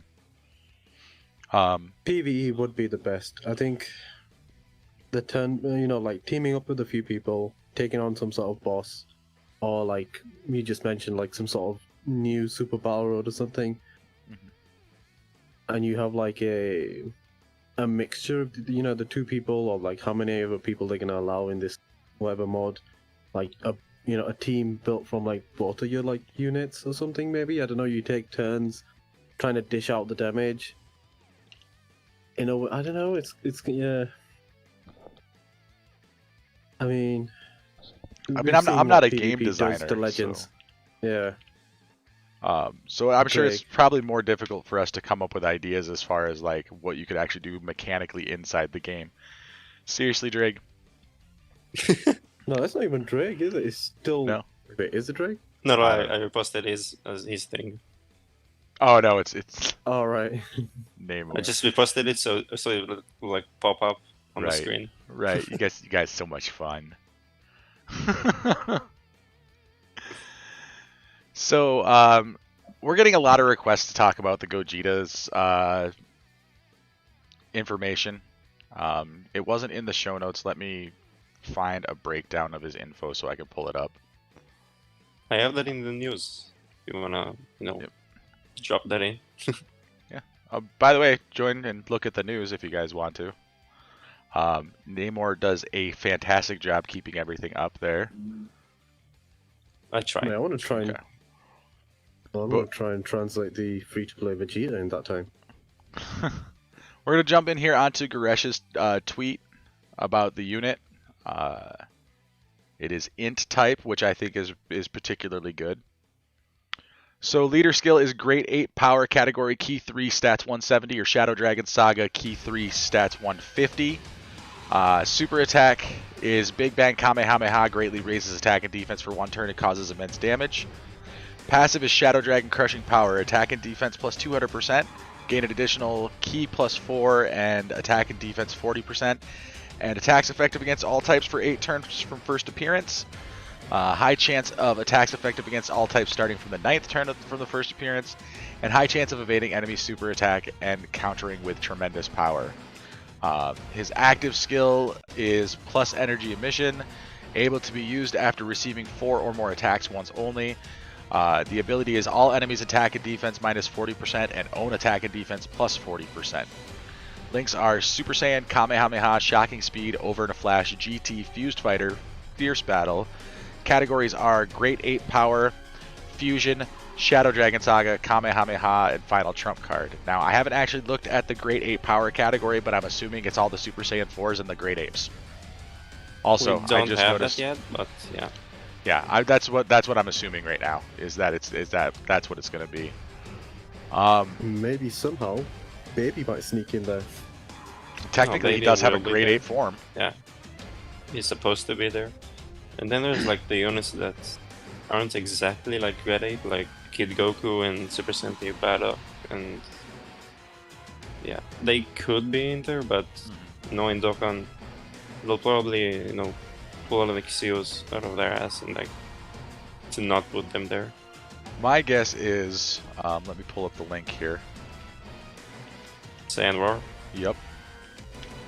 See, the funny thing is, Gojira doesn't have that, so I know, but my guess is that a lot of the units that are on the category will have it. So I think it's safe to say any of these units that are on screen right now have a chance of being in this category. yeah. So, and since Baby's already there, we can see that happening. But not the LR Baby, which is funny. I love the inconsistencies, don't you guys? Yeah. Okay, so what are you guys' thoughts? The thing that caught my eye is obviously the 200% attack and defense. Yeah, it seems to be taking like a cue from the Jiren that they got recently as well. Yeah, his active skill is very similar to Jiren. Jiren is after receiving 5 attacks and Gojira is after 4 attacks, so it's literally like almost the exact same thing. Yeah. I'm not like, I don't know, maybe I'm terrible at reacting to things, especially in real time, so it's gonna sound like I'm not super impressed by this unit, but attack and defense plus 200% is pretty much all I needed to see. Like, everything else he does on top of that is gravy. Like, fantastic. He does extra stuff on top of being a monster. This He's seems like it's definitely gonna the best. be. This seems like it's gonna be another top 5 T Wars type of card again. It's gonna be like top 1. Honestly, if you look at that like closely, for the first 8 turns of the battle, he has 240% attack and defense, 4 key, and is super effective against all types. That's pretty ridiculous, if you ask me. He is an out the gate character. He's gonna come out, he's gonna show up, and he's gonna do the best work that he can do early. And it's for 8 turns, so virtually every event you take him into outside of long form events like Legendary Goku and Infinite Dragon Ball History, he's just gonna be a powerhouse through the whole thing. And even after that, he has a chance of still being effective against all types. Yeah. You know? That's, I mean, he One loses thing- the key plus 4 and the additional attack and defense plus 40% at that 9th turn, but at that point, the guy's a monster anyway. Yeah. One thing worth mentioning is his super attack counters is actually worse than the tech one. The tech one has a 70% chance and this one has 50% chance. So they did like nerf him a little bit, but it's not too important. Yeah, I mean, the difference between 70 and 50 is, I mean, yeah, 20% is a big deal, but it's not like they gave him the 30% that every other SS4 has. Yeah, no, and at least this guy is actually has defense. So Yep. W. Power creep is real. Oh yeah, You for know sure. what I can't wait to see? What's that? Ratro Broly not be on this category. Yeah, I see that happening. I do. Great ape power, even though his, you know, it's powered by the Ozaru. Alright guys, we're going to jump into our chat, so if you are on YouTube or on Twitch and you have any questions that you would like us to answer for you, this is the time to get those in. And while we are waiting for those questions to come in, I'm going to go ahead and get through our special announcements here. Obviously, like I told you guys, we're going to have multiple streams of the World Tournament on Friday, Saturday, Sunday this week. Also, Sunday at noon Central Time. That is 1 p.m. Eastern, 10 a.m. Pacific. We will be playing either Among Us or some Jackbox games on Twitch. So make sure that you guys jump in there and play along with us. Drake's like, do you need my Netflix password? No, I'm good. I'm good. Why does Dr. Namor have the sexiest voice? I don't know. Personal preference, I guess. No, it's a fact. Thank you. It's a fact, right? It's because you're not American. That's what it comes down to. I All don't know of if you guys who people are can not notice that. American, all of you guys who are not American sound so much cooler than the rest of us. I'm just saying. Really? Yeah. Like, my American accent, especially because I'm Midwest American, is so bland and boring. Like, I just sound like some dude that you talk to on customer service, unless you're calling from America and then you get somebody from India, but hey, you know. Don't worry, we get that everywhere. You phone a number and you get India, it's just everywhere. Let's see here. Thank you. Uh, I see the Twitch comment, sorry, I was responding to that. see, are you gonna go hard on the first day of the World Tournament or any other days afterwards? I'm not going to go like, oh my god, so hard, you know. But I'm gonna try to get the top 1,000 by the end of the weekend. What about you guys? What are your goals for the World Tournament, or are you completely skipping the World Tournament? My main goal is just hitting #1 locally. When it comes to World, I might try for top 1,000, but Yeah, similar to Tystra, going for the #1. If the people in my group are crazy, then I'll have to keep going, and in that attempt to keep going, I'll probably, get higher. If I do go for like a max minimum, I'd like to try and get 2 dupes for the trunks at least. Get the top and bottom right parts done. Wait, can I go off topic for a second? Oh, of course. Somebody wrote in Twitch, Hayes is the type of person to put the cereal before the milk. He sounds like I was Psycho. just about to address this. That was Who me. doesn't put the cereal in before the milk? I always put the Oh, cereal wait. in before the milk. Oh shit. wait, You don't put Namor, milk in reveal there. yourself. Namor, Oh no. Namor, what are you doing? Oh no. This is You're bad, the isn't it? psychopath. You No, don't no, put milk no. in the cereal. I feel like putting the milk in before the cereal is just a waste of milk. No, that's what I meant to type, but Yes, Oh, but you, sir, put the cart before the horse and thought you were clever no, and failed. No. God damn it, man. Oh man, it's like I did have to read that like 3 times. Like, am I reading this correct? No, Like, I am I heard the Alec laugh. psychopath? I heard Alec laugh and I was like, man, I wasn't that funny. And then I didn't realize that I made a mistake until he pointed it out. Okay, so Kenny says he has to grind hard on the World Tournament for the first day, knowing that he has to work on Saturday and Sunday. Yep, got to get those local rewards. I agree with you there. Dragon, your friend told you that you sound like a serial killer. Maybe they're prophetic. Wait, What? What? he spelled it. He spelled it stereo though. Yes, that's why I addressed it the way that I did. Oh, okay. Sorry, that's in my head. So Emilio says that I am the psychopath. It says, look, Alec is the psychopath. I will not argue with that. I can't argue with that at all. I might be a little psychopathic. Just a tad bit. All right, guys. So as much fun as it is to sit here and talk about whether or not I'm a psychopath, I think I'm gonna go take myself into my little rubber room and put on my nice cozy straitjacket and take a nap because I'm old and I only got like 4 hours of sleep last night. Well, that's good because I think my Papa John's is about to arrive in the next 5 minutes. Yeah, my Domino's came about 40 minutes ago. It's 9 p.m. for me right now. So Like That's 5 cool, minutes boy. before. yeah, It's it's seven. cool, man. Sorry nobody got around. It's 7 p.m. for me, and I told my wife this was going to be an hour and a half, and it's been 3 hours. thoughts Yeah. on Agility Bardoc's easy area. I honestly, Cool Blaine, have not even looked at it. Yeah, that's more it's- for like main test. Yeah. It's a good EZA.